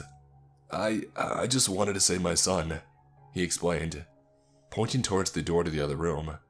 I just wanted someone to carry him out of here. He didn't have the tools. My quest for him was pointless. I slid down the door and I grabbed my head. I spent a few minutes like that, listening to the noises outside. The men rushed back to the 4th floor, shooting at their pursuer, and after a few minutes, the sounds of a fight and struggle above stopped. I had to get out. I had no reason to stay here any longer. Should any of the bandits survive, they would come over to see who I was. I opened the door. Wait, you're leaving? But I can't carry him without you. The old man pleaded. Please, I walked out and I closed the door behind him. I moved back to the basement carefully, yet at the same time, I couldn't feel any more fear. It all seemed pointless at that moment. 2 weeks I had harbored hope that I would be able to get out through the sewers, and now all hope was lost. The 2nd floor had 2 corpses on it, one of them still clutching a pistol. I wasn't thinking about my survival at that moment, but I thought that it could still come in handy in the future. I grabbed the gun and pulled it, only to realize that the hand holding it was not yet dead. The man I thought to be dead opened his eyes and looked at me. He was too weak to form words, but he had enough strength to form a scowl. He recognized me. He knew it was me who let the crawler in. A shot rang, and I tumbled down the flight of stairs, clutching my side. The pain instantly snapped me back to reality, my survival instincts coming back online. I wanted to live. I wanted to live no matter how bleak my future looked. What if the crawler heard it? What if something else heard it? I'm losing blood. I need to hurry. My brain was producing one rushed thought after another. I descended into the basement, squeezing my wound. I could barely see in the darkness, but luckily, I was alone in there. I pulled the handle of the door that led to my stairwell. Nothing. I pulled at it again. It still didn't budge. It wasn't that I was too weak to open it. It was locked. I looked back at the windows lining the wall and I knocked on the door. I was too scared to shout for someone to open. I knocked again and I heard some noises, but they weren't coming from the other side of the door. They were coming from the apartment where I had left the bait. It seemed that the ape finally took it. I heard its roar, heard the noise with which the grates were separated from the wall, and I shuddered. I had nowhere to run. I was cornered. If it could smell the blood on me, I could feel that my palm was full of blood, and there was probably a trail of blood drops behind me. My only hope was that it would be drawn towards the bloodbath on the 2nd floor. I sat down near the door and I closed my eyes. There was no point in staying alert. If anything, I had to make sure I would make as few sounds as possible. The sounds were starting to get quiet. The last thing I heard was its footsteps as it entered the stairwell and sniffed the air. That's where I was found in the morning, lying unconscious from all the blood loss right next to the door. Thankfully, someone had found me before I froze to death, otherwise you wouldn't be reading this. Throughout the last week, I was trying to recover my strength. Natasha was taking good care of me, and thankfully, she found penicillin somewhere, so I didn't have to worry about infections. It did a trick on my digestive system though, which was less than ideal in my situation. The bullet had went clean through, though there were 2 wounds on me. At least they didn't have to cut it out. I'm starting to regain my strength bit by bit, but with our limited food sources, it was tough. In fact, we're going to run out of food in just a few days. The tenants pooled all their food and started rationing it. A surprising development for sure. But very soon, there will be none left. I heard that some men were trying to raid nearby grocery stores. Not all of them returned. They hope that once I recover, I'll join them. I can't object to that. They had been feeding me for the last week after all. But I can't help but think that we need to get out. Once the food runs out, we'll be too weak to do that. So, my next update will probably be the last one. Sorry for not writing for so long. It just seemed pointless for the longest time, but I guess I have to say goodbye. It would be impolite to do otherwise. Little by little, I'm beginning to walk. The strength has been coming back very slowly to me, ounce by ounce. With my poor diet, my body had to cannibalize some muscle tissue in order to heal the wound. It's going to leave an ugly scar too. Right now, I have a hole in my side filled to the brim with scar tissue. I can't help but poke it all the time, even though it's disgusting. Of course, I won't be going for any food raids anytime soon. I might be able to descend down the rope, but to climb back up while carrying a dozen kilos of food on me, that's just impossible. I'll repeat the fate of that old man who couldn't get back inside. So for the past week, I've been lying in bed in Natasha's apartment. I guess you could say it's become a hospital of sorts. She takes care of both me and the old man. 1 boiled potato per day for each of us. She's been boiling them all while using the same pot of water. Says it'll make a nice soup when we're out of everything else. Maxim and the other men try to raid the local grocery stores nearby, but each raid gets more difficult than the last, mostly because half of the time somebody doesn't return. They would take the guns that they had found in the bandits' hideout, but from what I've been told, they're not much use, and the gunshots usually imply that something is living out there last seconds in terror. I don't hear much about the outside except for some rumors. And before I was locked inside the apartment complex, but now it feels like the danger lurks right beyond the door's threshold, beyond our windows. It feels like my fortress that used to be the whole building shrunk to fit inside Natasha's apartment. And with my limited mobility, I can't feel safe outside of her apartment. We're almost out of food. I can hear people bickering with each other more and more. It seems to head in a nasty direction. And each time Natasha steps out of her apartment, I fear that she might not return. She says that crazy things go on outside, the things that just a month or even 2 weeks ago would make my hair stand up. But now I'm just too tired and exhausted with all this BS to react. I feel like the same goes for everyone else in the building. Natasha says that a mysterious human figure has been spotted right on the very verge of the forest. It signaled to the observers to come out and follow it, and then disappeared in the forest. It seemed impossible for it to be one of these survivors. On another day, the tenants from one of the apartments started screaming that their voices in their heads were too loud. I would believe that it was just madness taking it over if it was just one person, but all 3 of them, that was just very unlikely. After a few nights before, we all woke up from the stampede. Hundreds of legs were rushing from the forest, past our house and into the town. I could feel the building tremble from vibrations their mighty feet were sending into the ground, and these screeches of many beasts were mixing together, to a point where it was hard to tell which one I had heard before. No one dared look out the window. We were all just hoping that they had all passed and let us continue living on our pointless lives. After they had passed, we could hear gunshots firing off in the distance throughout the whole next day. The sounds of shots got the old man quite agitated. I never managed to get more than a few coherent sentences at a time out of him. It seems that the physical toll of his body as well as whatever guilt he's been feeling has made him lose it bit by bit. He talked about a place far in the forest. He was confusing things, so I'm not quite sure what it was. In some stories, it's a town, and in others, a base in the forest. Sometimes it's a lab and sometimes an archaeological dig.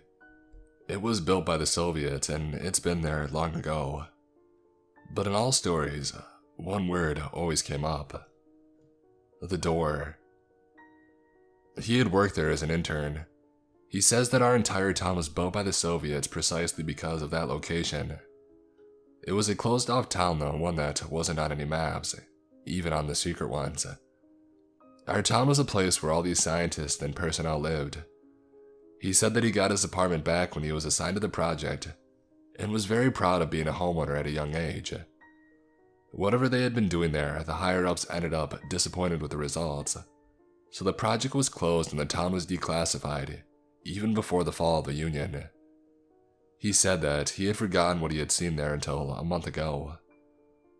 But now, despite decades of abandonment, something was happening there again.